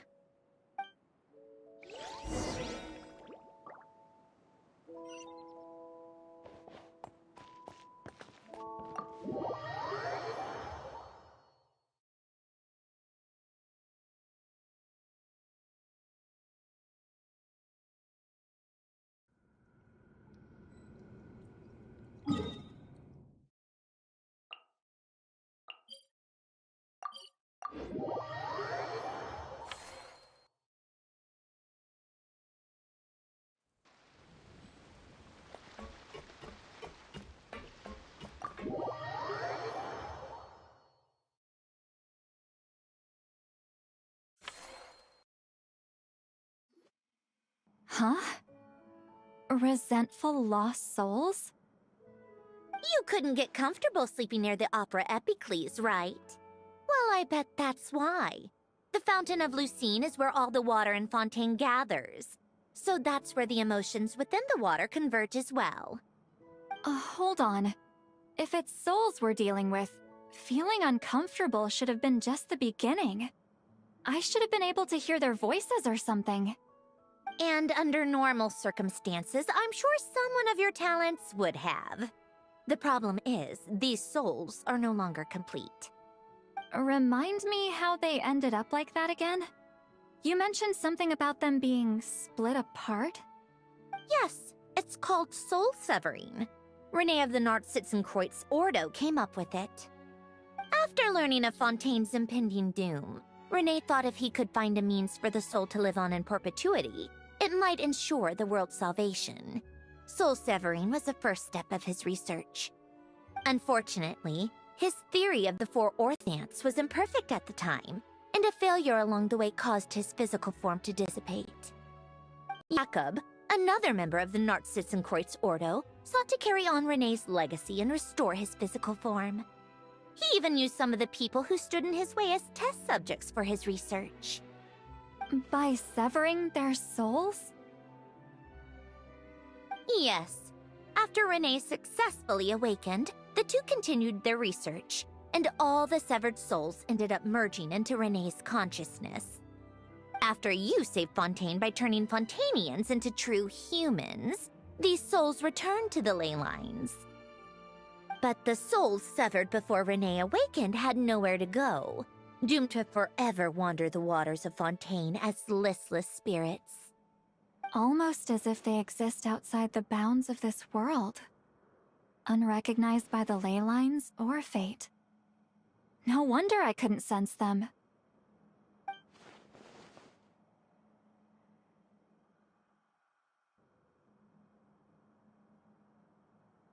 Not only that, but over time, they began to fuse with other entities. Their inner resentment lured in all sorts of evil beings, which corrupted and defiled them into nothing more than accumulations of filth. But the full transformation must have been recent. Otherwise, the Udex surely would have noticed. Wait, no, he must know already. That would explain the underwater Melazine patrols. No wonder I kept running into officers from the Mara Chaussee Phantom earlier. In that case, let's go find Nervalette and we can sort it out together. No, not just yet. Why not? For one, the diplomatic castle alone would be a nightmare. Even though I haven't reported back to Snezhnaya yet, I'm not planning to leave the Fatui anytime soon. Besides, with me here, success is a done deal. Involving other people would just complicate things. All I need is for Miss Lolly to help pinpoint the location of this monstrosity. Think you can do it? With my eyes closed. This is what I do. I'm a lot better at it than manning a desk, at least. But, how exactly do you plan on resolving this soul stuff? Even to me, there's no obvious answer. Seems pretty complicated, all things considered. Just trust me. I have the perfect solution. Oh, alright. If you're that confident, we'll follow your lead. Why the sudden interest in helping Fontaine with this, Sandrone? You never knew Renee and the others, right? No, I didn't. And you're right. This problem has nothing to do with me. I wouldn't get within 10 feet of the Nartsitzenkreuz Ordo or its members. But, in his later years, Elen told me he regretted not helping his best friend when he needed it the most. He also felt sorry towards Marianne, for being too lost in his mechanical research to look after her properly. If he were still with us, I think he'd do the same. He might have a few choice words to say about it, but even after everything, he wouldn't leave his friend's mess for someone else to clean up. Friends shouldn't hold grudges or leave behind regrets. Fixing what happened between him and Renee was one of his greatest wishes. All I'm doing is fulfilling it in his stead. You know, you really do seem a little different now. You mean everything that just happened wasn't for nothing? Why, thank you for pointing out the obvious, Paimon. Just washing off the grime of the past. Turns out, a lot can build up after being ignored for so long. What's this about aquarium tanks all of a sudden? They go off on some grand adventure and what? Now they have their own private code? Stupid. All right then, Lolly. Tracking this thing down is up to you. Huh? Oh, right. No problem. You got this, Granny Eatsley!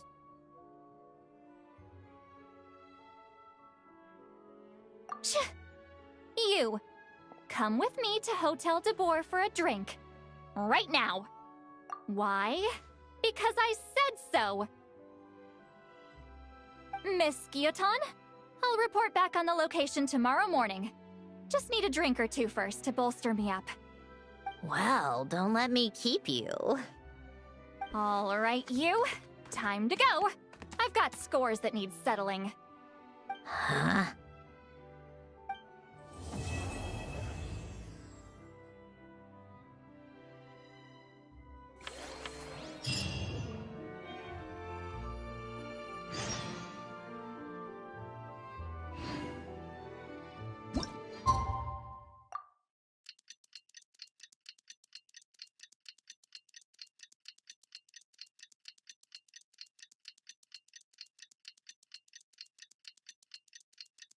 What could the children... Time to meet up with Sandrone!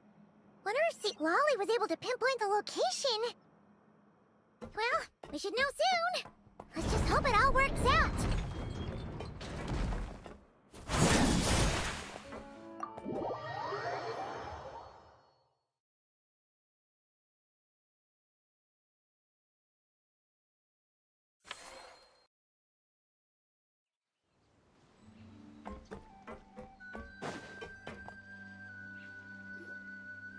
St. Lolly sure drank a lot last night, huh? Wonder if she's even awake. Good morning. Columbina!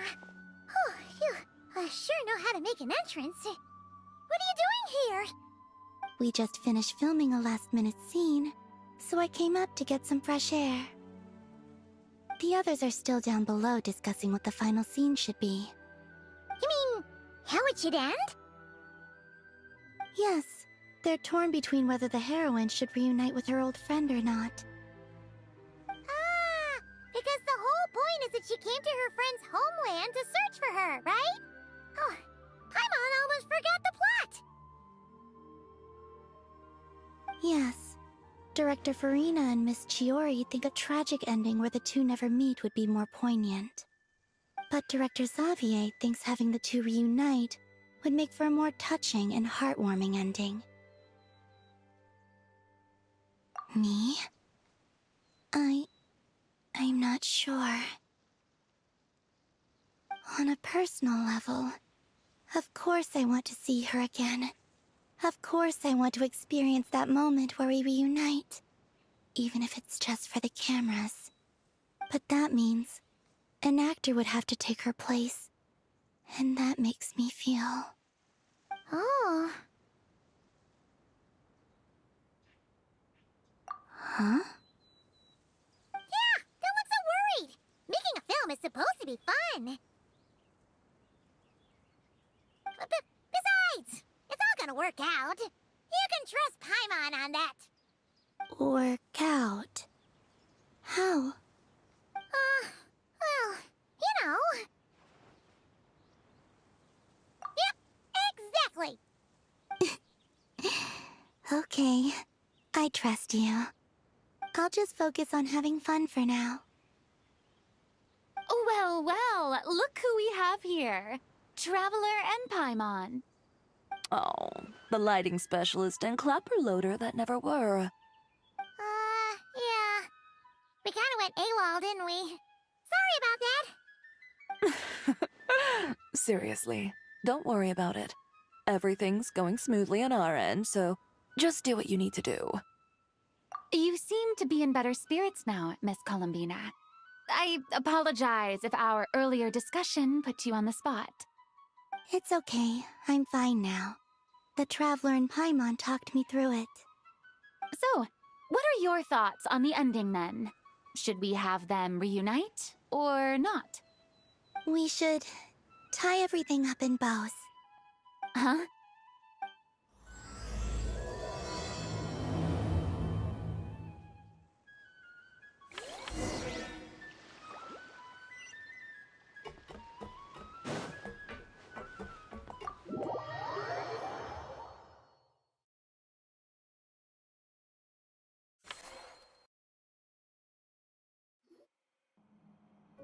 Zilali! We're here! Oh, right on time. Well, yeah. We weren't the ones who drank our weight in alcohol yesterday. What? Are you suggesting Granny can't handle her liquor? It takes a lot more than that to get me drunk. Really? 'Cause, you stopped making sense after a while. Did I? Huh. News to me. I didn't say anything too crazy, I hope. Let's see. You spent half an hour bad-mouthing Auroron, half an hour complaining about work, an hour talking about light novels, and, Paimon kind of fell asleep after that. Are they gone? Oh, the crew? Yeah, we bumped into them on the deck, but they just left. Wait, but now that everything with your core is sorted out, what's stopping you from seeing Columbina? She misses you a lot. I just want to deal with this mess first. Besides, this is a perfect chance to make her jump for once. I have to plan it out more. But enough about that. Were you able to pinpoint the location of our target? Of course! When Granny Eatsley promises something, she delivers. Great, let's see. The Morte region. Wait, this is the Tower of Gestalt. The place the souls were severed. Is that the source of the resentment? Or is it the Narzissen-Kreuz Ordo in general? Let me come with. This thing's movement isn't fixed. If it's not at this location when we get there, I can use a ritual to summon it. You've already gone to more than enough trouble. I don't mind. These old bones have nothing better to do anyway. Summoning a spirit isn't going to do me in. Besides, if I don't go, they'll just have more inside jokes I can't join in on. All right then. I appreciate it. There's no time to lose. Let's head out!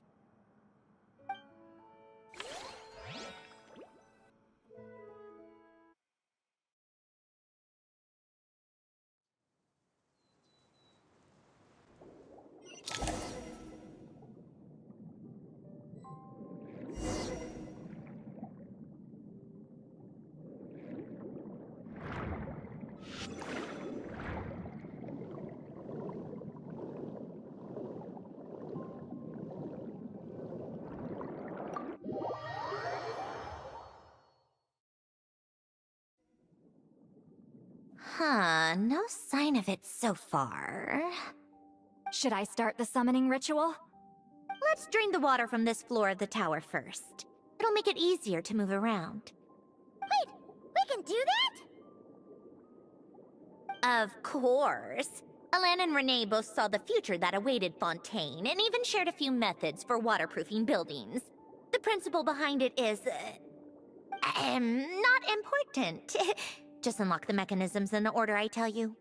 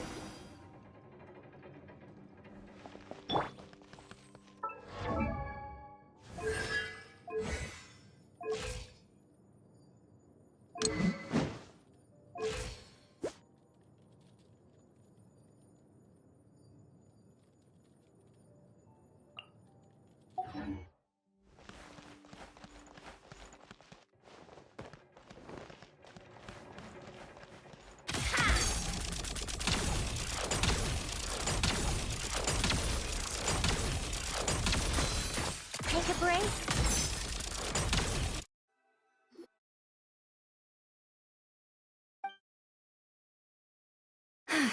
Ready? Yeah. When this thing appears, I'll try talking to the souls inside. But more than likely, they've already been driven to madness. If communication fails, we'll have a battle on our hands. In that case, Paimon better find a hiding spot. If a fight does break out, I should be the one to deliver the final blow. Trust me on that. Understood. All right, I need quiet. Wandering spirits drifting along the tides. Hear me now. Broken souls, silenced, torn apart, and forsaken.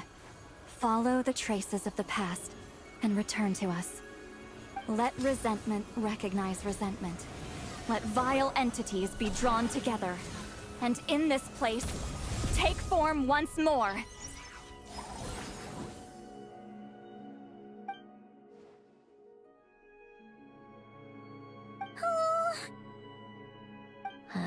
What now?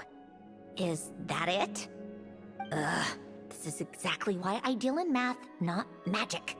How are we supposed to know what stage the spell is at? It's like there's no logic to speak of. Mechanical science is so much easier to...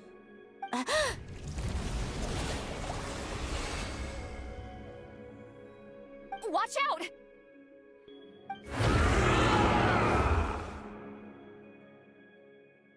Hey, you! Or whoever's inside of you. I need you to listen to me.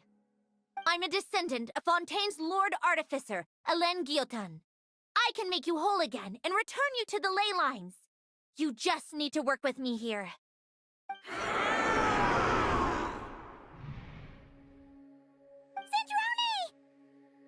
Sandrone! Looks like talking this out is off the table. All right, plan B. Time to blow off some steam.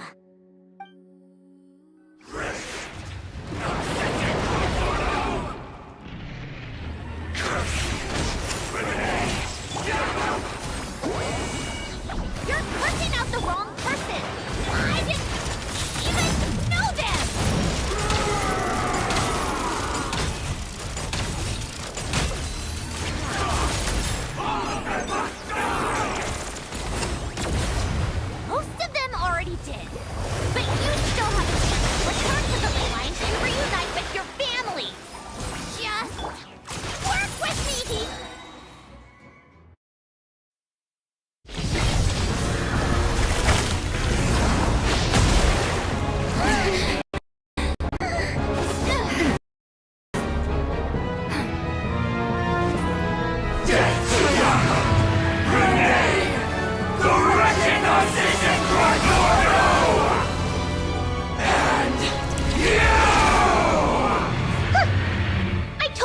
not like them.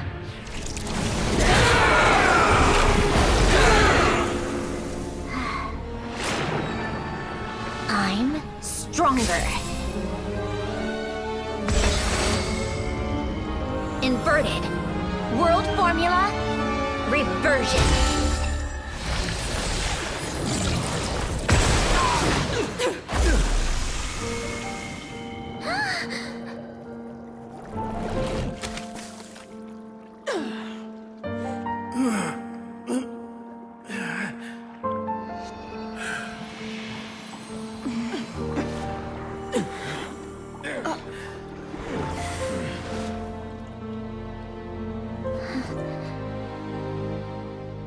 Be at peace among the tides.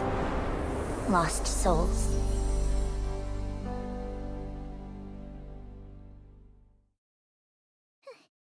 Is it over? Yep, told you it'd be a piece of cake. How did you do that back there? That creature was nothing special. Add a bunch of souls with nowhere to go, a touch of malicious energy, a few impurities, and a whole lot of resentment, and that's what you get. All I did was separate the original souls from the rest of the filth, allowing them to be accepted by the current rules of the world. The principle behind the world formula is divergence. Starting from a point of origin, it deconstructs and reconstructs the possibilities of the world to find certain answers. So, it would follow that reverse calculating the world formula allows us to achieve convergence and restoration instead.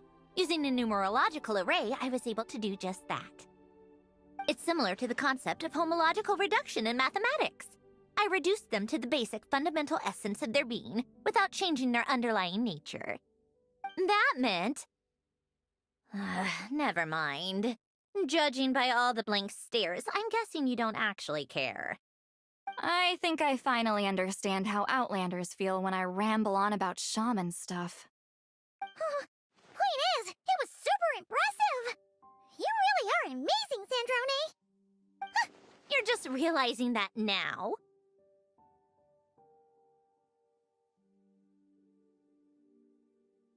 Ahem. Enough about that. We should get going. I'll go reset the mechanisms inside the tower. See you back on land.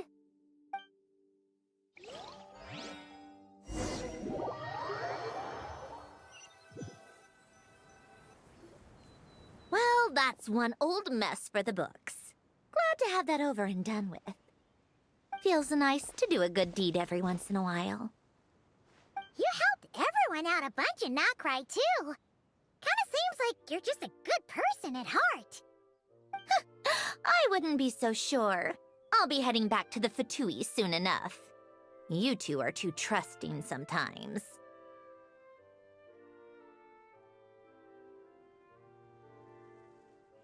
Fine. Just don't say I didn't warn you when it comes back to bite you. Well, where to next? Back to the ship? Yeah! Your personal business, the Narcitsan thing, it's all resolved. That means you can see the people that need seeing now, right, Sandrone? Oh, everyone's gonna be so happy you're back! You wouldn't catch me dead admitting to this before, but... yeah, I really have missed everyone. Calling Bina's a special case, though. This time, I'm definitely getting her back for all her annoying antics over the years.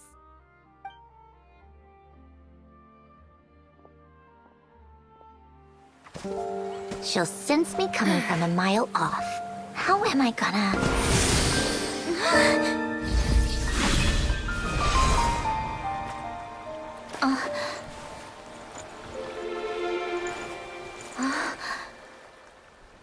Sandrone? Is it really you? You're back? You didn't tell me. You avoided me. Why?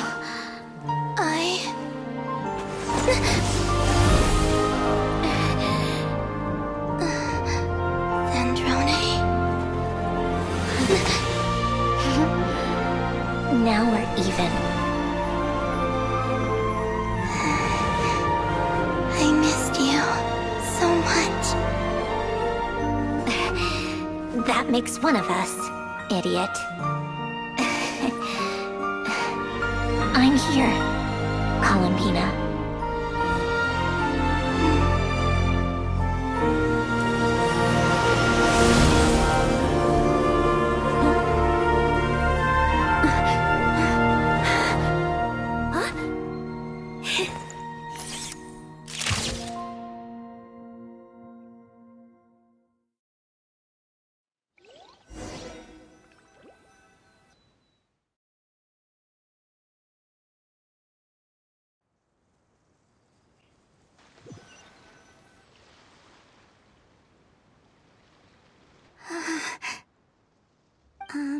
Sandrone. Don't ruin the moment.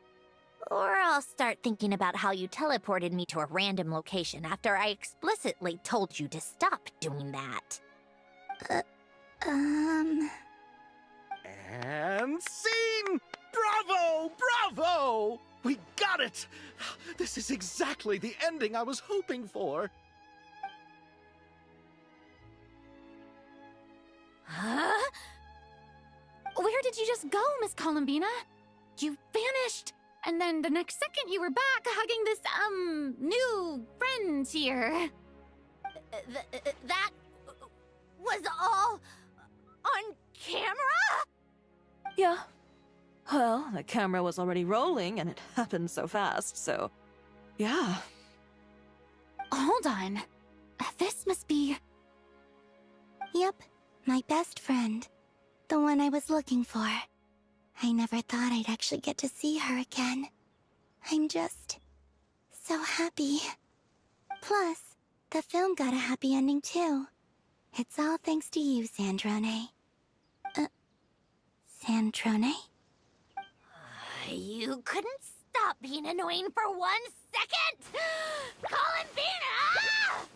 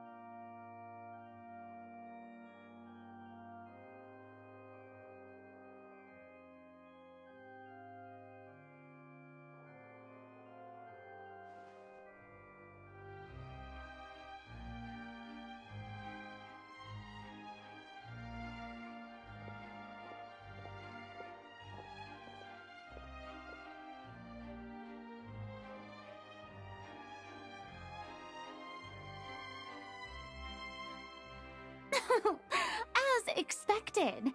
Going to the opera house is the true way to enjoy a film. You get to see the audience's reaction in real time, too. The ending seemed to be received quite well. I can't believe you let us include that in the final cut, Sandrone! You even agreed to help us reshoot a couple of shots. Thanks a million. Most of it was caught on camera already, so it's not like I had much of a choice. Besides, the film I'm in is going to be anything less than perfect. What are you laughing at? Nothing. It was just interesting to see us on screen together. I'm glad this moment is going to be preserved forever. Just a pity we didn't take home the Farina Award this time around. Well, artistic films can rarely compete with commercial ones. You should have prepared yourself for this the minute you changed the script. True. Oh, did I hear someone mention the Farina Award? Come on, don't gloat. I won't. Our crew winning the Farina Award was a team effort after all. Costume design, script adaptation. Ooh, and the practical effects were so realistic. The flames and explosions even made me jump while we were filming. A lot of the effects were based on actual items the Special Patrol confiscated from criminals. Who knew they'd serve another purpose, right? But it turned out amazing! Really brought the thrilling scenes from the novel to life. Fontaine's film industry is seriously impressive. Which film did you vote for, Silali? Isn't it obvious? Great Detective Herlock, of course! That's the whole reason I'm here! You all should be proud, though. A lot of critics are saying really good things about your film, too. Longing and loss, searching for something even after it's gone. It's a film that makes you think about life, and how important it is to explore those themes. Well, that is what the art of storytelling is for. Watching a film with friends is so much fun! There's so much to talk about! Ooh, let's throw a celebration later then! We're all old friends! Oh, we could find a place and chat to our heart's content! How about the Winglet? That's perfect! Friends and family are more than welcome too. So if you want to bring people, don't be shy. You all can head over first and make yourselves at home. I'll bring over some refreshments in a bit. I just have one more stop to make first. Can I come? Fine. Not like you'd listen if I tried to stop you.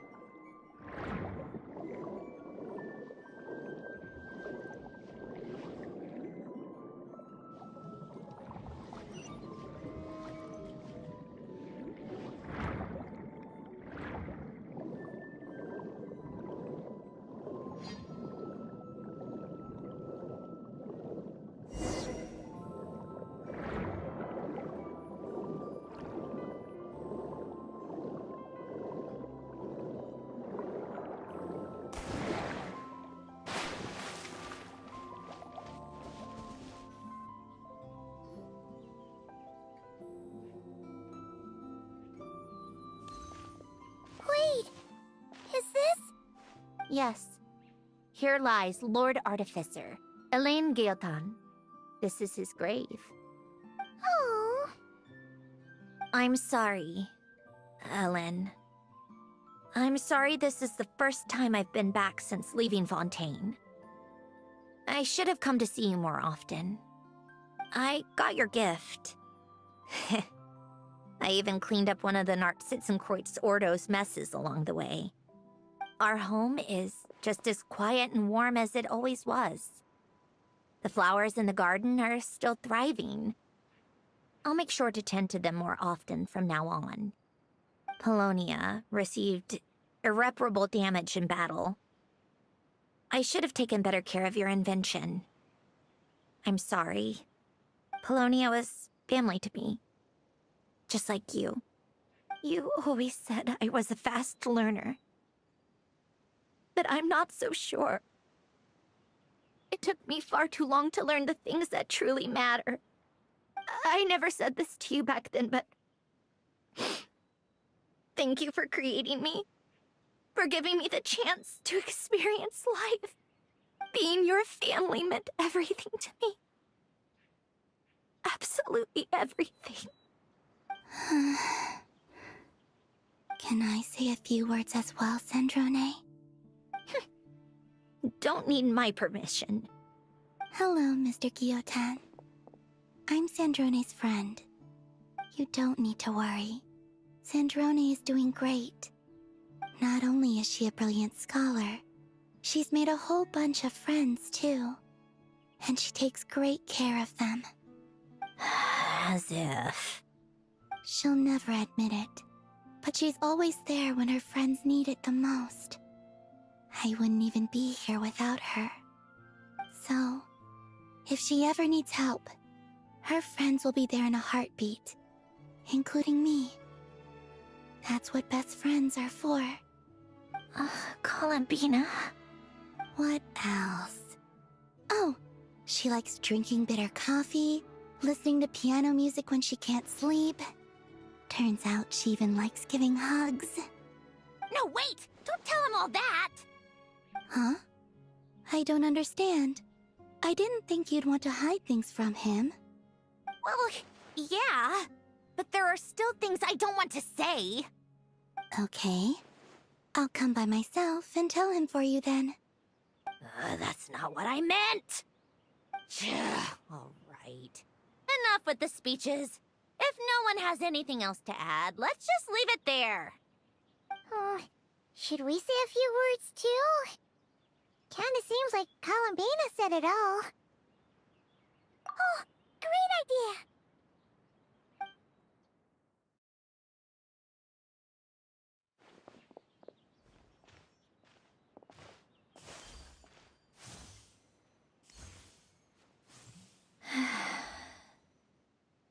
Goodbye, Ellen.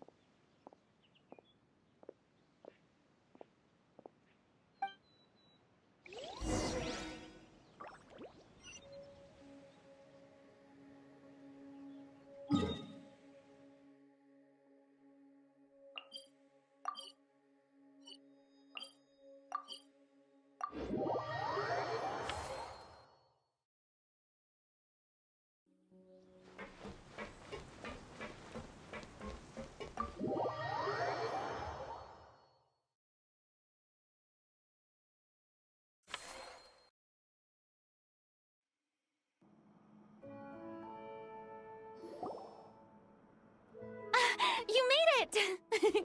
The party's already started. Oh, but, you didn't bring anyone else along? I thought you headed out to invite some friends. We did invite a friend, actually. She'll be here soon. She's even bringing some desserts to have over tea. You should join us later, Miss Farina. I do love a tea party. Then don't mind if I do. This seems like a fun occasion. Let's go talk with everyone. Good idea! We'll introduce you to all our old friends.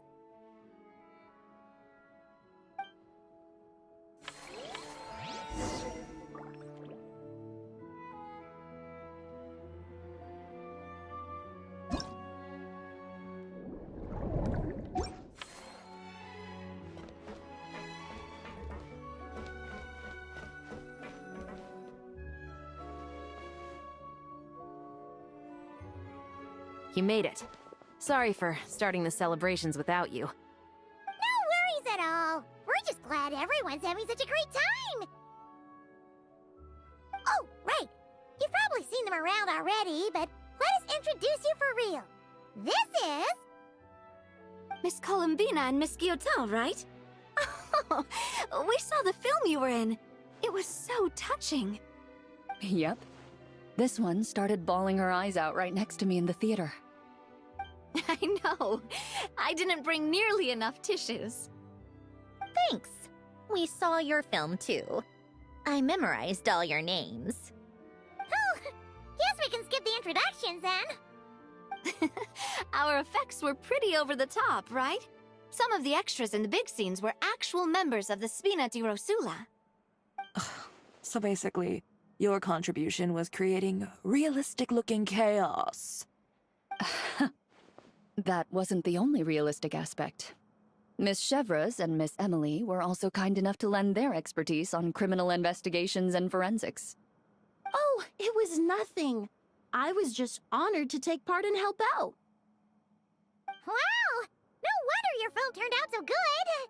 You basically had an expert in every field. Talk about a stacked crew! Oh, speaking of, want to join in on a round of tabletop troupe later, Miss Columbina and Miss Guillotin? I mean, what better place for a party than a party?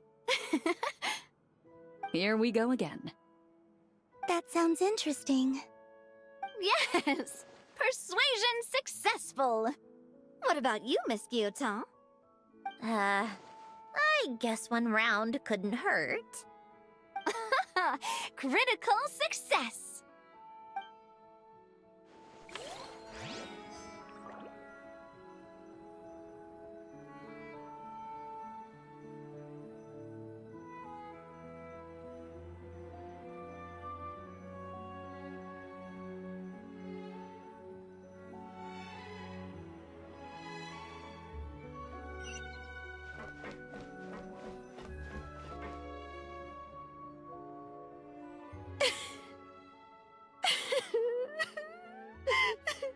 What a dream come true! For once, it all worked out! I can die without regrets! Let's not get too ahead of ourselves, Director Lapine Pauline. What was in that piece of cake you just handed her, Escoffier? Bromaritime flowers, eggs, flour, same as all the other pieces. What, you think I tampered with it? Playing a detective in real life now too, are we? Oh, it's so delicious! I'm so happy! My life has peaked!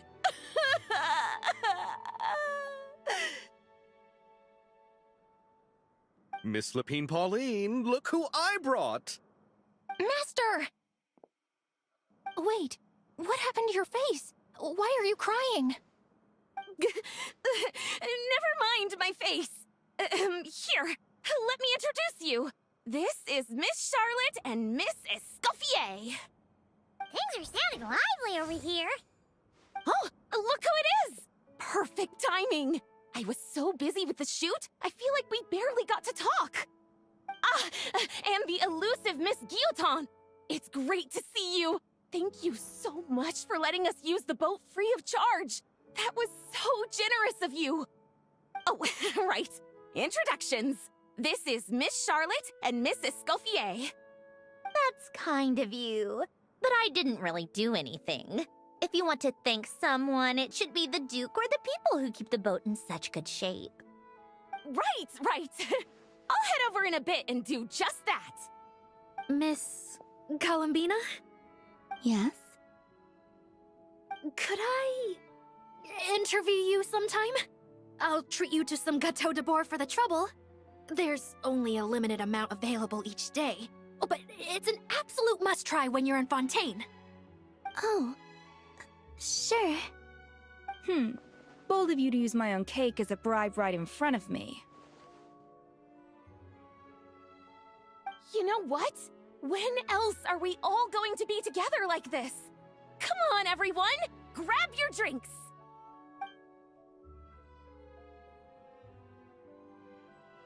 Are we going to toast? Yep! Come on! Sante!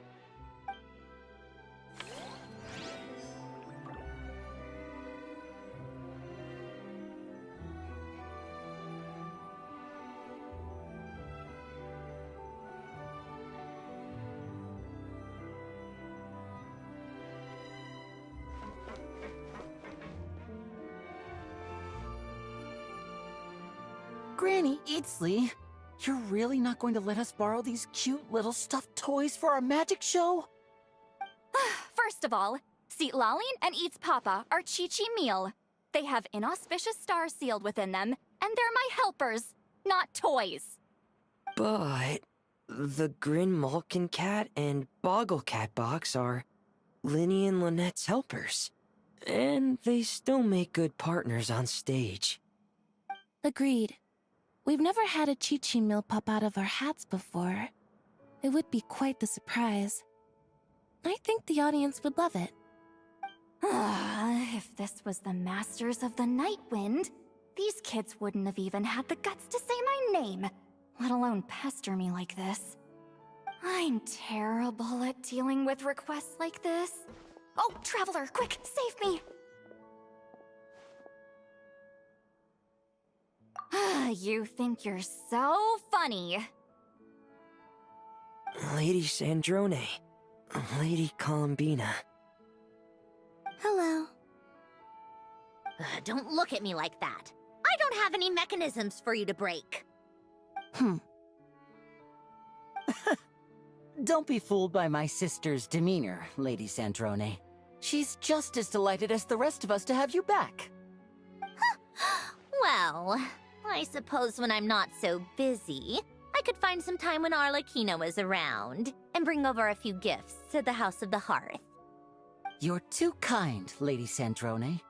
I'm sure just your visit alone would make Father more than happy. I just need to borrow them for a bit. I'll pull them out of my hat, give them a quick hug, then give them straight back. When did hugging become a part of it?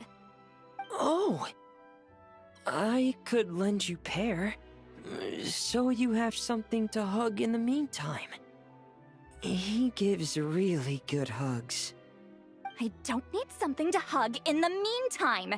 The issue was never the hugs. How about this? You can have 2 VIP tickets right next to each other.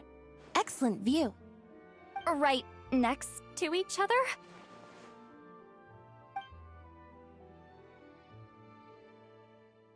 Yep, super quiet. No one will bother you. I'm sure you'll have a great time. Fine.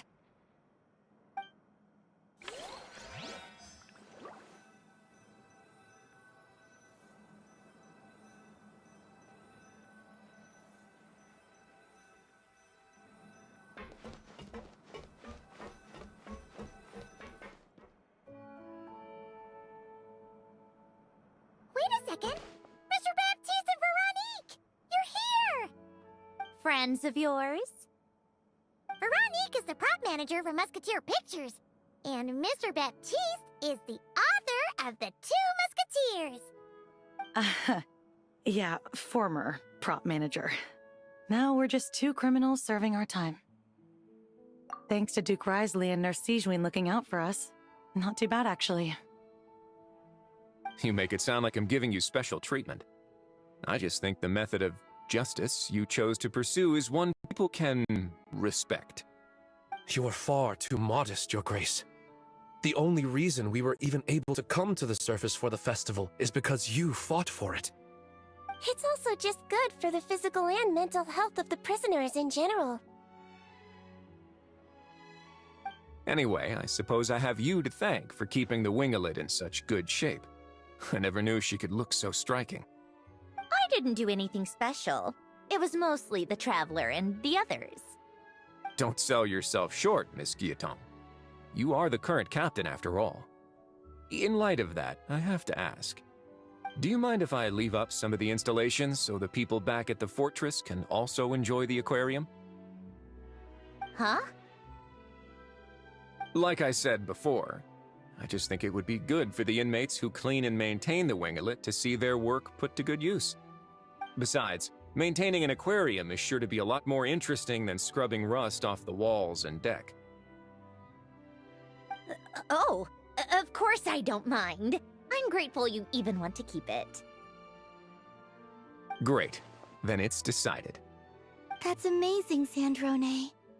We should go hang out at the Fortress of Meripede later, then. You do know you just invited me to hang out in prison, don't you?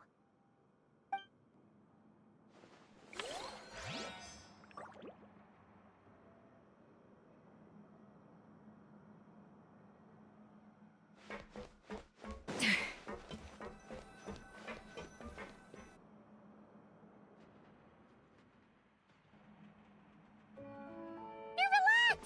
You came to the celebration too! Yes. I can only hope my presence does not make anyone ill at ease. Who's this? All right! This is Nervalat, the Udex of Fontaine. And this is Columbina and Sandrone. Greetings. Hello. These two must be the Fatus and former Fatus related to the recent incident in Nodcry. I read about them in the diplomatic report. The Udex?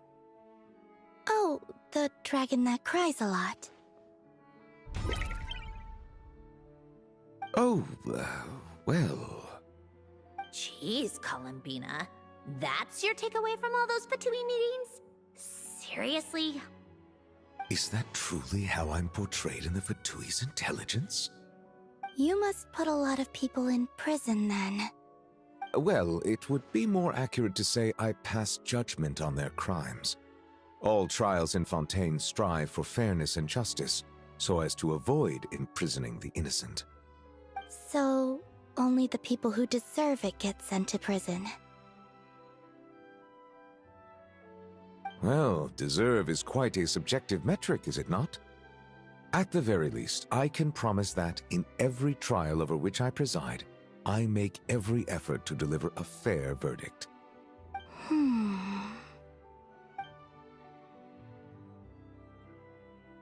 Yeah. Ugh, for the love of... what is she doing now? You seem like a good dragon. Not the kind that throws people in prison for no reason. I think we can get along just fine. Well, thank you? Then she punched me because... Oh, sorry, Nervalat. She thinks that's a sign of friendship. Where does she even pick up weird habits like that? Ah, I see.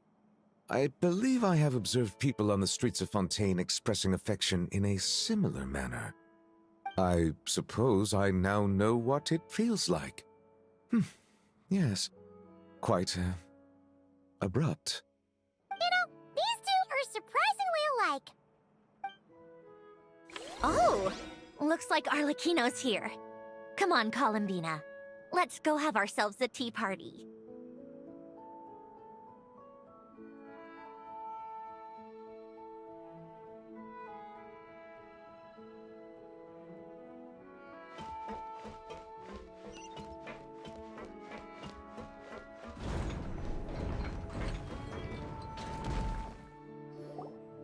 Well, it's been quite some time since the three of us gathered to drink tea like this. Yes, but your tea is as good as ever, Sandrone. Of course it is. The pastries you brought aren't half bad either, Arlecchino. I'm glad to hear it. Are they to your liking, Miss Farina? If I remember correctly, this particular cake is your favorite. Yes, thank you. The tea and pastries are absolutely delicious. I can't believe I'm casually sipping tea with 3 harbingers. Or are some of them former harbingers? Who knows? Due to diplomatic reasons at the time, our last tea party was rather tense, wasn't it, Miss Farina? You have my apologies. But this is simply a casual gathering of close friends. So I do hope you can relax and enjoy yourself. Of course! I appreciate the hospitality, in both cases. Next time, let me be the one to treat all of you.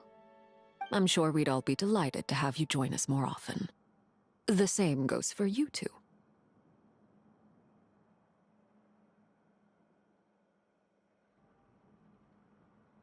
Of course we should do this again. We've all been through thick and thin together by this point. This is nice, Sandrone. It reminds me of the happy times back in Snezhnaya, when things were so lively. Yeah. To be honest, I never thought these gatherings would feel this lively ever again. Well, I think I speak for all of us when I say we're truly glad you're back, Sandrone. Me too. I've realized that holding on to what matters doesn't just mean protecting what you already have. By reaching out and striving for something new, you can gain much more than you think. No, that certainly doesn't sound like something the old you would say. Well, I'm only going to say it once, so don't get used to it. Who knows? Perhaps your tea parties will only get livelier from here on out. Once you return to the Fatui, we'll have more opportunities to keep in touch in any case. I want to spend more time together too, but I don't want to go back to the Fatui. Well, Notcry isn't too far from Snezhnograd. It shouldn't be hard to find a place where we can all get together. Oh, and then I can sing for you, or put on some of your favorite music, just like the old days. Speaking of music, I spotted a mechanical piano below deck. Is it yours, Miss Guillotin? Yes. Reclaimed, I suppose you could say. Why don't you play something for us? Huh? In front of all these people? Yes, why not? You play so well. Yeah, come on! Just a little, please? For the love of... Fine! One piece, and that's it.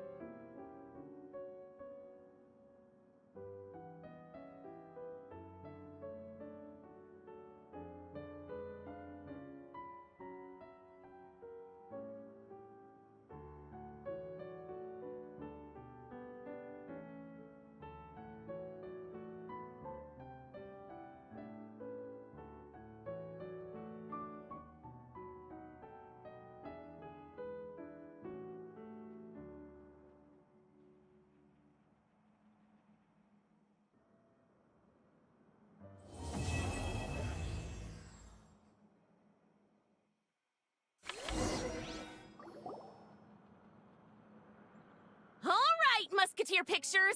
Everyone ready? I'm not sure I should be in this one. Of course you should. You might have primarily helped out another crew this time, but you're still a member of Musketeer Pictures. All right, thanks. I'll still stand a bit off to the side, though. Can I be in the picture too? Of course, Miss Veronique. I would have loved to have you in the last one too, if circumstances had allowed it. Thank you, Director Xavier. Do I really have to be front and center? You're one of the lead actors! Of course you do! Nervous, Sandrone? No. All right, look at the camera. And 3, 2, 1. Musketeer Pictures!